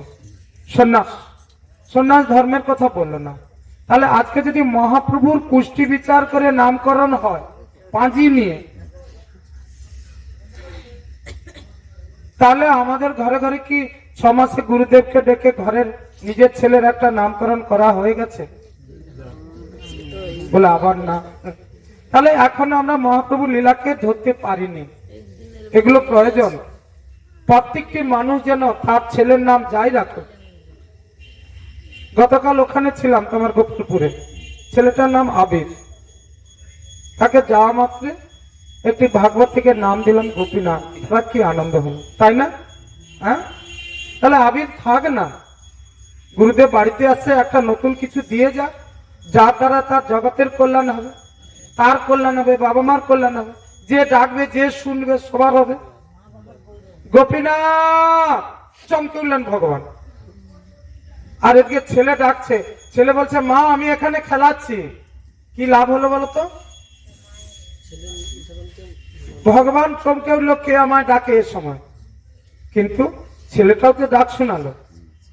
তাহলে আবির আর কেউ আছে দ্বিতীয় সাড়া দেওয়ার? নেই তো। তাহলে আমরা এক ঢিলে 2টা পাখি মারতে চাইনি কেন বলতো? এক ঢিলে 2টা পাখি, তাই না? বলেন না?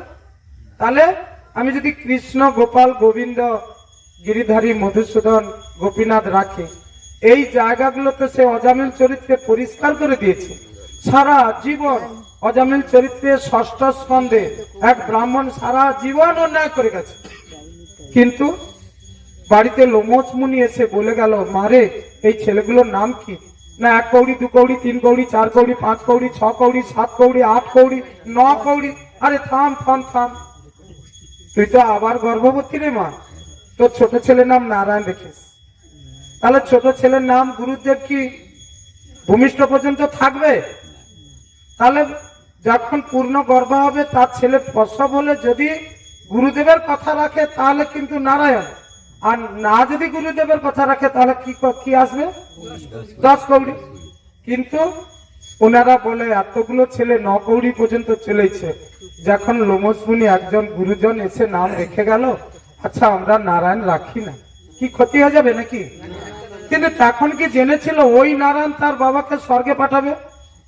কি গো, ছেলের নামে বাবার স্বর্গবাস? হ্যাঁ, তখন জেনেছিল? জানা নেই। কিন্তু আজকে আমরা সেই অজানাগুলোকে জানার জন্য ভাগবতে আসি। তাহলে ওই ছেলেটার নাম ছিল আবির। যদি জন্মদিন না উপলক্ষে ভাগবত যেত, ওর নাম তো সারা জীবন আবিরই থাকবে। কিন্তু গোপীনাথ বলে ডাকলেই গোবিন্দ সাড়া দেবে, আর ওর নামের পাশে যত অপরাধ আছে পুড়ে পুড়ে ছাই হবে।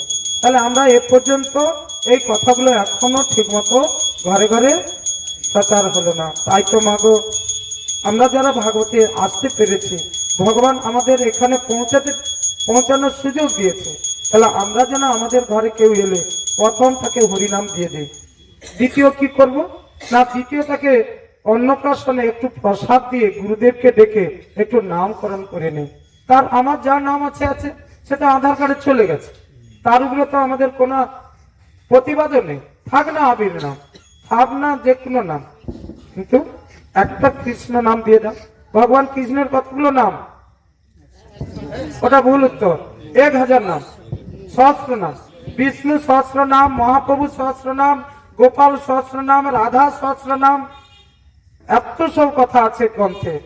তাহলে আমরা সেই জায়গায় যেন মহাপ্রভুর সেই নামকরণ অনুসরণ করে ঘরে ঘরে অন্নপ্রাশনে গুরুদেবকে ডেকে, যে যার গুরুদেবকে ডাকবে, ডেকে একটু নামকরণ করে নেবে। ওই নামটা রয়ে যাবে গোপন, সবাই জানে নিমাই চাঁদ, সচিনন্দন, গৌরহরি। কিন্তু বিশ্বম্বর কথাটা বিরল, একমাত্র ভাগবত আসরের লোক ভক্তরাই উত্তর দেয়, নাহলে বিরল। অন্য জনকে জিজ্ঞেস করলে পাওয়া যাবে না,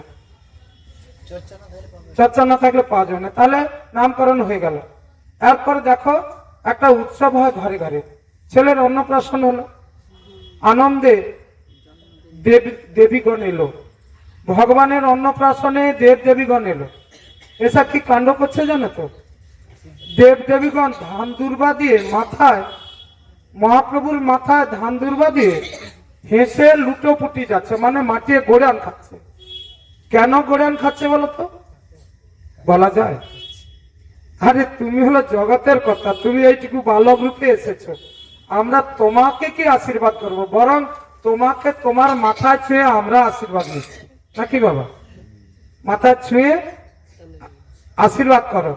তাহলে সেই মাথায় হাত দিয়ে দিল, ধান দুর্বা অত চাল দিয়ে পুষ্প দিয়ে আশীর্বাদ করলো।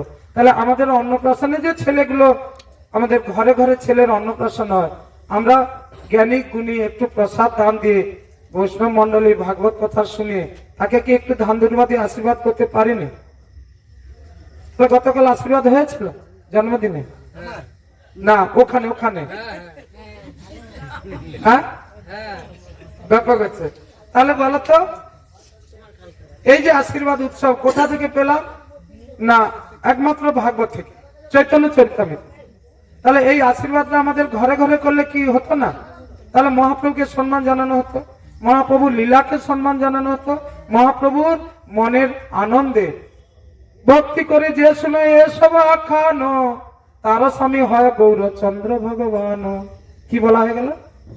ভক্তি করি যে শুনে এসব আখ্যান, তারও স্বামী হয় গৌরচন্দ্র ভগবান। বেটা ছেলে স্বামী হয়? হয়? কি চিহ্ন আছে? ও বাবা, কি চালাক আছে। হ্যাঁ, যে শুনে, তার মানে যারাই শুনলো তার স্বামী গৌরচন্দ্র ভগবান। তাহলে আজ সেই গৌর সুন্দর আমাদের কৃপা করলেন, ধান দুর্বা দিয়ে আশীর্বাদ হয়ে গেল, লুটোপুটি যাচ্ছে দেবগণ আর দেবীগণ।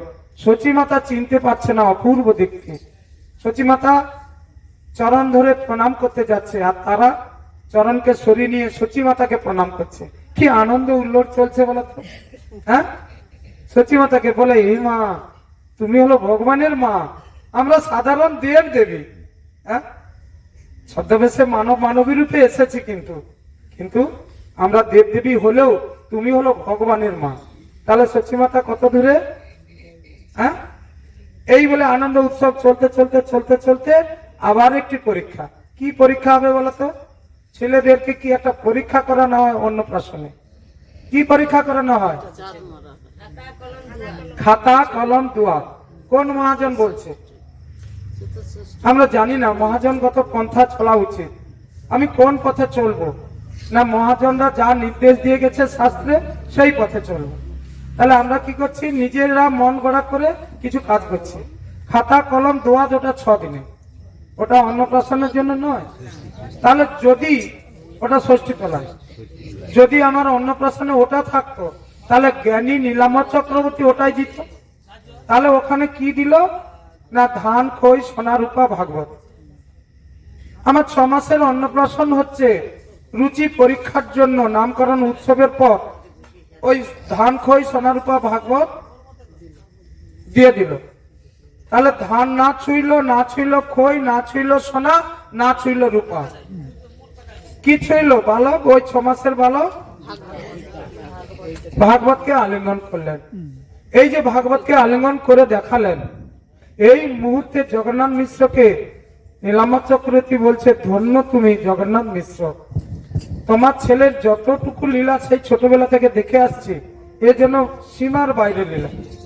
বাচ্চা ধান খই সোনা রূপা কাঁড়ি আছে, ছুঁইল না, ভাগবতকে ছুঁইল। কি জানাতে চাইলো? না, জগৎকে অন্নপ্রাশনে একটু ভগবানের প্রসাদ দিয়ে তার তুমি আয়না চিরনি কলম দোয়াত কালি যাই দাও, একটা গীতা বা ভাগবতীতে উল্লেখ করলো।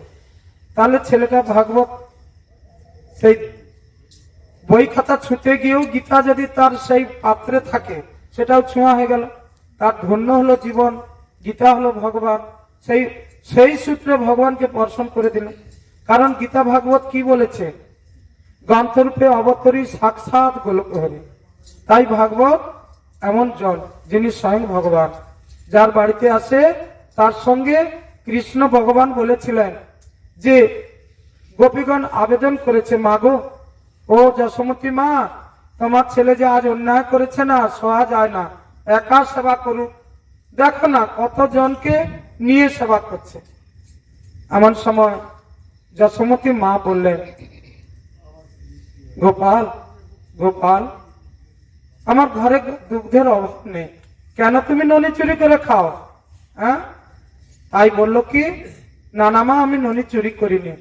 তাহলে আমার গোপাল মিথ্যাবাদী? যিনি জগতের কর্তা তিনি কি মিথ্যাবাদী? কখনোই না। হ্যাঁ, তিনি জানিয়ে দিলেন ওটা আমার সৃষ্টি, আর গোপীরা আমার জন্যই রেখেছিল, নারায়ণের জন্য, তাই তো আমি সেবা করেছি, আমি যাত্রার ধরে যাইনি। তারপরে প্রশ্ন হলো, তাই একলা সেবা করো? তাহলে এতজন সখা বানর বলে, ও আমার অভ্যাস, আমি কখনো কোনোদিন একা সেবা করিনি। কারণ ত্রেতা যুগে ওদেরকে কথা দিয়েছি, মন ভরে তোদের খাওয়াবো। সেই বানর এসেছে এই যুগে, সখা এরা আমার সঙ্গেই থাকে। তাই ভাগবত এলে তোমরা হলো গোপ গোপীর সখা, এই মুহূর্তে যারা আছো নাকি। তাই তো যশোমতী মা বলল যে গোপীগণ তোমাদের কত ক্ষতি হচ্ছে বলো, আমার গোপালকে কিছুই বলো না, যদি একটা ভাড়া ক্ষতি করে আমি 2টা দেবো, ডবল দেব। তাহলে বলো, ভগবানের উদ্দেশ্যে কিছু যদি খরচা হয় সেটা ডবল হয় নাকি। হ্যাঁ, যশোমতী মা জানিয়ে দিল। তাই আজকে আমার মহাপ্রভু জানিয়ে দিলেন লীলা করে যে ভাগবত ঘরে ঘরে প্রয়োজন। হ্যাঁ, তাই তো তিনি 34 পদালো বলিতে বললেন, কলিযুগে কয় কৃষ্ণ নাম, কলিযুগে ক্ষয়ে খোল করে তাল নিয়ে, গয়ে গড়াগড়ি যান প্রভু নিজ সংকীর্তনে, ঘয়ে ঘরে ঘরে হরিনাম দেন সর্বজনে। ঘরে ঘরে, তাহলে আমরা ঘরে ঘরে হরিনাম করছি তো, এই 7টা অক্ষরকে পালন করছি? হ্যাঁ, করছি না, তার জন্য এত বিপদ। তাহলে এই জায়গায় আমরা অনেক পিছিয়ে ভগবানের লীলায়। তাই ভগবান গৌর সুন্দরের যে লীলা, এই লীলা অপূর্ব লীলা। একদিন আরেকটি লীলা দিয়ে বিশ্রাম দিচ্ছি, লীলা তো কোনোদিন বিশ্রাম হয়নি। তাই আজকে ধুলো মাখা আমার নিমাই কি করলো না, তার নামকরণ হয়ে গেল, রুচি পরীক্ষা হয়ে গেল, সবই হয়ে গেল। দিনে দিনে একটু বাড়ছে। হঠাৎ দেবগণ তো রোজ আসে, কিন্তু আরেকজন আসার মনস্থ করছে, হে প্রভু দয়া করো, আমি তোমায় দর্শন করব। তাহলে আরেকজন কে না, নিমাই একদিন হঠাৎ কাঁদছে কাঁদছে কাঁদছে কাঁদছে। তারপরে নিমাই চুপ করে গেছে। সচি মাতা ছুটে এসে দেখছে, একই ওগো কে কোথায় আছো, ছুটে এসো। কি হয়েছে না, নিমাই বিষধর সর্প নিয়ে বসে আছে ধরে। কি করছে? নিমাইয়ের অনন্ত শয্যা। তাই নিমাই চাঁদের অনন্ত শয্যা হবে। বিষধর সর্পটা কে? আর সেই বিষধর সর্প নিয়ে নিমাই ধরে আছে, চিৎকার করছে, সচি মাতা সবাই এসো গো, আমার বালক নিমাই বিষধর সর্প ধরে ফেলছে। আর সর্পকে ধরা মাত্রে ফস। এমন সময় আমার নিমাই তো কোনো শব্দই নেই, তার কোনো কান্নাও নেই, আর তার কোনো ভয়ও নেই। তিনি তো ভয়ের ঊর্ধ্বে। এইবারে সবাই তো ছুটে এলো, হায় হায় হায় হায়, কেউ কিন্তু যায়নি কাছে, যে নিমাইকে ধরে নিয়ে পালিয়ে আসবে সাপের কাজ দিয়ে। যদি ফস করে তাহলে ভয় ছিল, সবাই সবকে ভয়।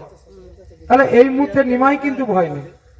যখন সবাই হায় হায় করছে, ভয় করছে, সর্পটা গোল বেড়ি হয়ে শুয়ে পড়লো এক জায়গায়। গোল অত বড় ছিল, ছোট্ট করে বেড়ি হয়ে হয়ে শুয়ে পড়লো, আর ফোনাটা উবরে আছে। কিন্তু নিমাই সে অবস্থায় ধুলা মাখা দিগম্বর চেহারা, সেই মাথা তিনি কি করলেন না, হামাগুড়ি দিয়ে দিয়ে সাপের উপরে বসলো। বাম্মার ভয় কমবে না বাড়বে? এ হাতে ধরা ছিল, আবার সাপের উপরে বসে হেলাম দিল। হ্যাঁ, তাহলে নিমাইয়ের অনন্ত শয্যা হচ্ছে। তাহলে আমরা অনন্ত শয্যা ছবিতে দেখেছি। এই যে মানে এই রাস্তায় আসতে মহিষাতলেই আছে, সামনেই আছে, বা আসতে যেতে ডানা। তাহলে নারায়ণ ওখানে অনন্ত শয্যা করছে, আমার নিমাই চাঁদ কলিযুগে ধুলামাখা অবস্থায় অনন্ত শয্যা দেখে দিল। এমন সময় অনন্ত দেব হাত জোড়ে করে বলছে, প্রভু আমায় ছেড়ে দাও, আমাকে ছেড়ে দাও। ওরা সবাই ভয় করছে, শেষকালে আমি কি বৈষ্ণব অপরাধে পড়বো নাকি? তাহলে সেই অনন্ত দেব কে না, যে পৃথিবীকে ধরে রাখছে। একবার হাই তুলে পৃথিবী লড়ে, মানুষ হাই তুলে না, আর সেই পৃথিবীকে ধরে রাখছে অনন্ত দেব। তার শুধু ভূমিকম্পটা হয় কখন জানো? সে যখন হাই তুলে, হাই তুললে মাথাটা নড়বে, মাথার উপরে একটা সরিষা দানা পৃথিবীটা। হ্যাঁ, আর যদি পাশ লৌটা, যদি আমার বসুমতী মা চোখের জল তার গায়ে পড়ে, সে পাশ লৌটাবে। আর পাশ লৌটাইলে একটা একটা রাজ্য, একটা একটা দেশ ডুবে যাবে, জলমগ্ন হয়ে যাবে, স্তরকে স্তর কুমকে চলে যাবে। তবু আমরা ঈশ্বরের লীলাকে এখনো, তাই সেই জন্য আমাদের জন্য সেই ঈশ্বরের লীলাকে আমরা স্বীকার করে নেই। আর ঈশ্বরের লীলার সঙ্গে আমরা যেন তার লীলার মধ্যে প্রবেশ করে জানার চেষ্টা করি। চৈতন্য চরিতামৃত কৃষ্ণদাস কবিরাজ গোস্বামী, যিনি স্বয়ং সুখদেব গোস্বামী, আর বৃন্দাবন দাস ঠাকুর যিনি ব্যাসদেব, তিনারা আবার পৃথিবীকে এসে আমাদের সঙ্গ দিলেন, আমাদের এই অপূর্ব লীলা উপহার দিলেন। আর মানুষজন কি বলে, ও তো যে কোনো মানুষ লিখছে। কিন্তু আমার ব্যাসদেব 24 অবতারের 18 অবতার, 17 অবতার। 18 অবতার হলো ভগবান রামচন্দ্র, 17 অবতার হলো ব্যাসদেব। বোঝা গেল? 24 অবতারের 17 অবতার। তিনি হলো নারায়ণ, তিনি এসে পৃথিবীতে আমাদের উপহার দিলেন। তাই ভাগবত হলো ভগবান, আর সেই ভগবানের একটি গান দিয়ে আমরা বিশ্রাম দেব। সবাই মিলে একটু এই ভাগবত, তোমরা শুধু 4 বার বলবে ভাগবত ভগবান, আর কিছু বলা দরকার নেই। হ্যাঁ, তাহলে এই গানটি আমরা ভাগবতের স্বরূপ বর্ণনা করছি, মায়েরা একটু জেনে নাও। ভাগবত কত স্কন্ধ? ভাগবতের কত স্কন্ধ জানা আছে?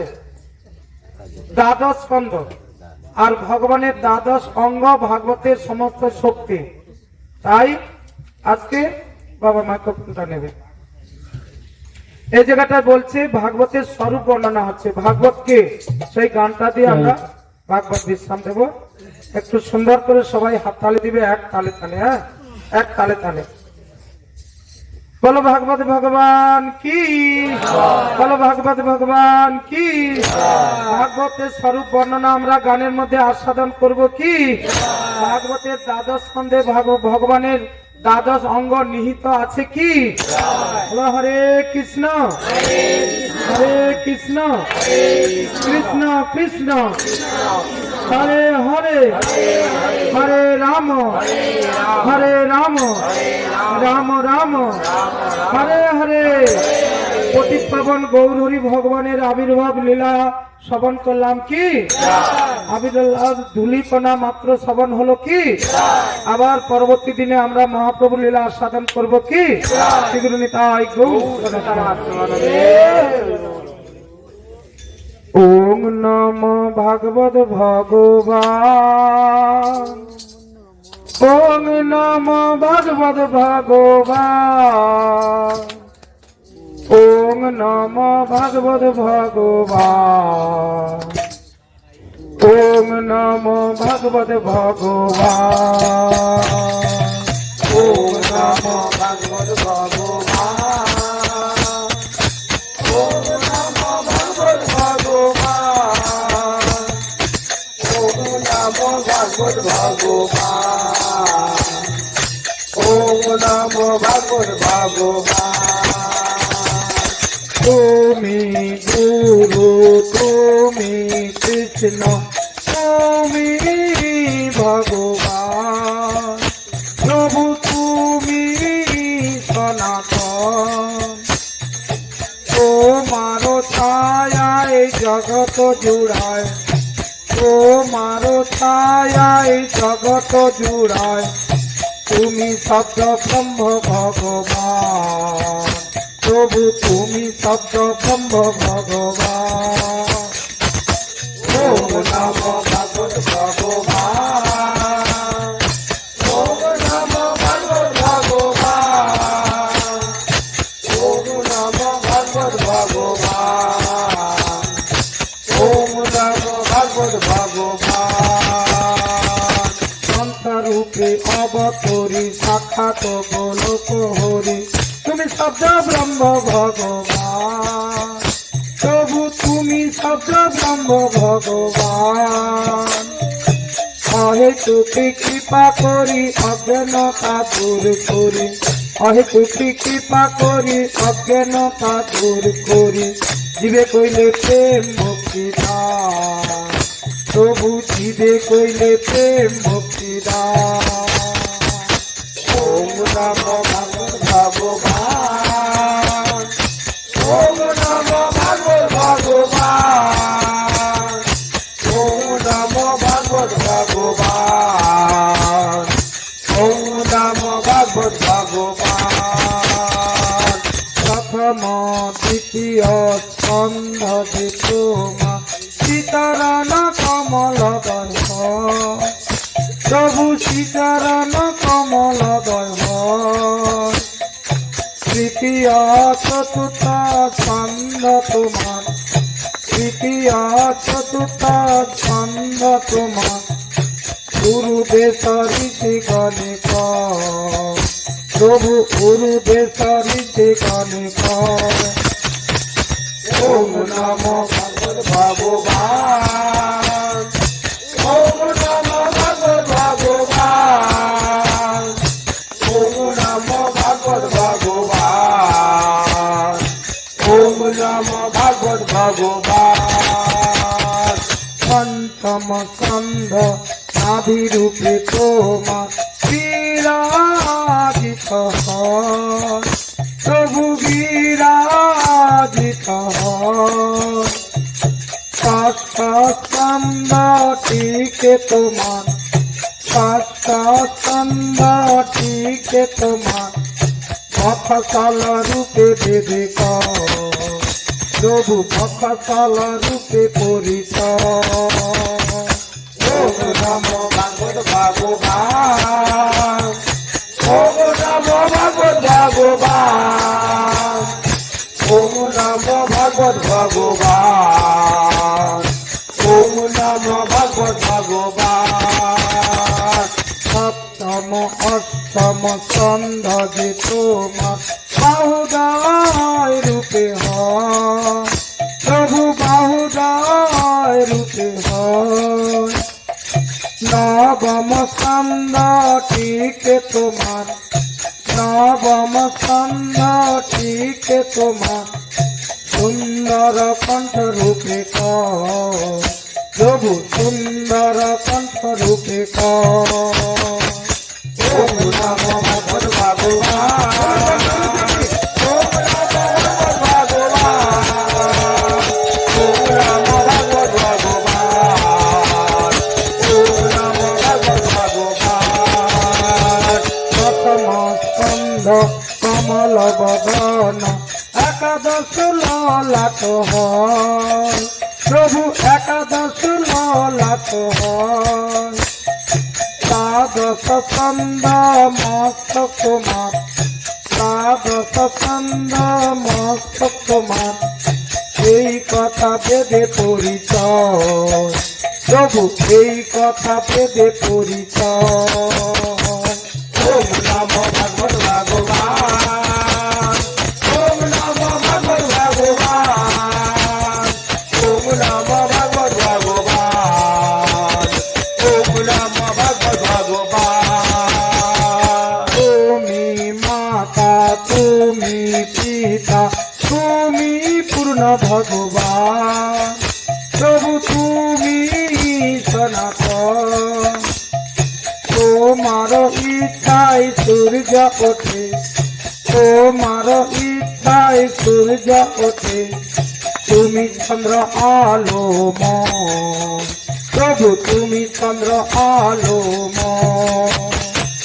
ওম নমো ভগবতে ভগবান, ওম নমো ভগবতে ভগবান, ওম নমো ভগবতে ভগবান, ওম নমো ভগবতে ভগবান। তুমি ব্রহ্মা, তুমি বিষ্ণু, তুমি শিবময়, গুরু তুমি জগৎময়। তোমার ইচ্ছায় গঙ্গা সৃষ্টি হয়, তোমার ইচ্ছায় গঙ্গা সৃষ্টি হয়, তুমি জগৎ বায়ুময়, প্রভু তুমি জগৎ বায়ুময়। ওম নমো ভগবতে ভগবান, ওম নমো ভগবতে ভগবান, ওম নমো ভগবতে ভগবান, ওম নমো ভগবতে ভগবান, ওম নমো ভগবতে ভগবান, ওম নমো ভগবতে ভগবান, ওম নমো ভগবতে ভগবান, ওম নমো ভগবতে ভগবান, ওম নমো ভগবতে ভগবান, ওম নমো ভগবতে ভগবান, ওম নমো ভগবতে ভগবান, ওম নমো ভগবতে ভগবান। বলো ভাগবত ভগবান কি জয়, ভাগবত ভগবান কি আজকের আনন্দ কি, উপস্থিত ভক্তমন্ডলী কি, ভাগবত ভগবান গানের মধ্যে বর্ণন হলো কি, দ্বাদশ স্কন্ধে ভগবানের দ্বাদশ অঙ্গ নিহিত আছে কি, সর্বশক্তিমান ভগবান ভাগবতের শক্তি দিলেন কি, সেগুলো নিতাই গৌর সীতানাথ প্রেমানন্দে।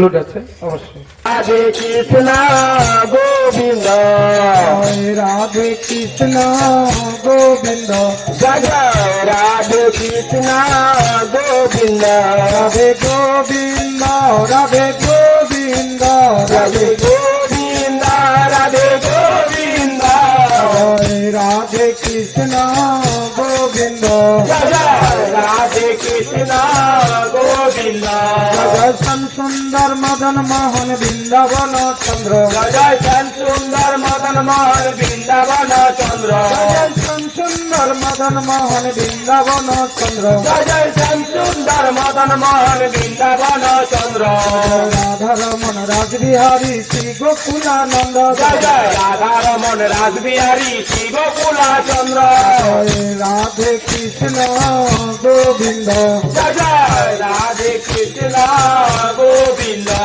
জয় রাধা কান্ত রাধা বিনোদ শ্রী রাধা গোবিন্দ জয় জয় রাধা কান্ত রাধা বিনোদ শ্রী রাধা গোবিন্দ জয় রাজেশ্বরী বিনোদিনী ভানুকুল চন্দ্র জয় জয় রাধেশ্বরী বিনোদিনী ভানুকুল চন্দ্র জয় রাধে কৃষ্ণ গোবিন্দ জয় জয় রাধে কৃষ্ণ গোবিন্দ জয় ললিতা বিশাখা আদি যত সতীবৃন্দ জয় জয় ললিতা বিশাখায় আদি যত সখীবৃন্দ জয় ললিতা বিশাখা আদি যত সতীবৃন্দ জয় জয় ললিতা বিশাখায় আদি যত সখীবৃন্দ জয় শ্রীরূপ মঞ্জুরি আদি মঞ্জুরি অনঙ্গ জয় জয় শ্রীরূপ মঞ্জুরি আদি মঞ্জুরি আদি বৃন্দ জয় রাধে কৃষ্ণ গোবিন্দ জয় জয় রাধে কৃষ্ণ গোবিন্দ জয় পূর্ণমাসী কুণ্ডলতা জয় বীরাবিন্দ জয় জয় পূর্ণমাসী পুণ্যলতা জয় বীরাবিন্দ তোমরা সবে মিলে কৃপা করো আমি অতি মন্দ তোমরা সবাই মিলে কৃপা করো আমি অতি মন্দ আকুল প্রাণে গাইতে পারি শ্রী রাধে গোবিন্দ জানো আকুল প্রাণে গাইতে পারি শ্রী রাধা গোবিন্দ জয় রাধে কৃষ্ণ গোবিন্দ জয় জয় রাধে কৃষ্ণ গোবিন্দ যেন আকুল প্রাণে গাইতে পারি হানি তাই গৌরাঙ্গ যেন আকুল প্রাণে গাইতে পারি হানি গাই গৌরাঙ্গ জয় রাধে কৃষ্ণ গোবিন্দ জয় জয় রাধে কৃষ্ণ গোবিন্দ জয় রাধে জয় রাধে জয় রাধে জয় কৃষ্ণ জয় রাধে জয় কৃষ্ণ জয় রাধে জয় কৃষ্ণ জয় রাধে জয় কৃষ্ণ জয় রাধে জয় কৃষ্ণ জয় রাধে জয় কৃষ্ণ জয় রাধে জয় কৃষ্ণ ভালো ভালো বৃন্দাবন বিহারী লাল কি জয় ভক্তের আনন্দ কি জয় উপস্থিত ভক্তমন্ডলী কি জয় গ্রামবাসী দেশবাসী কি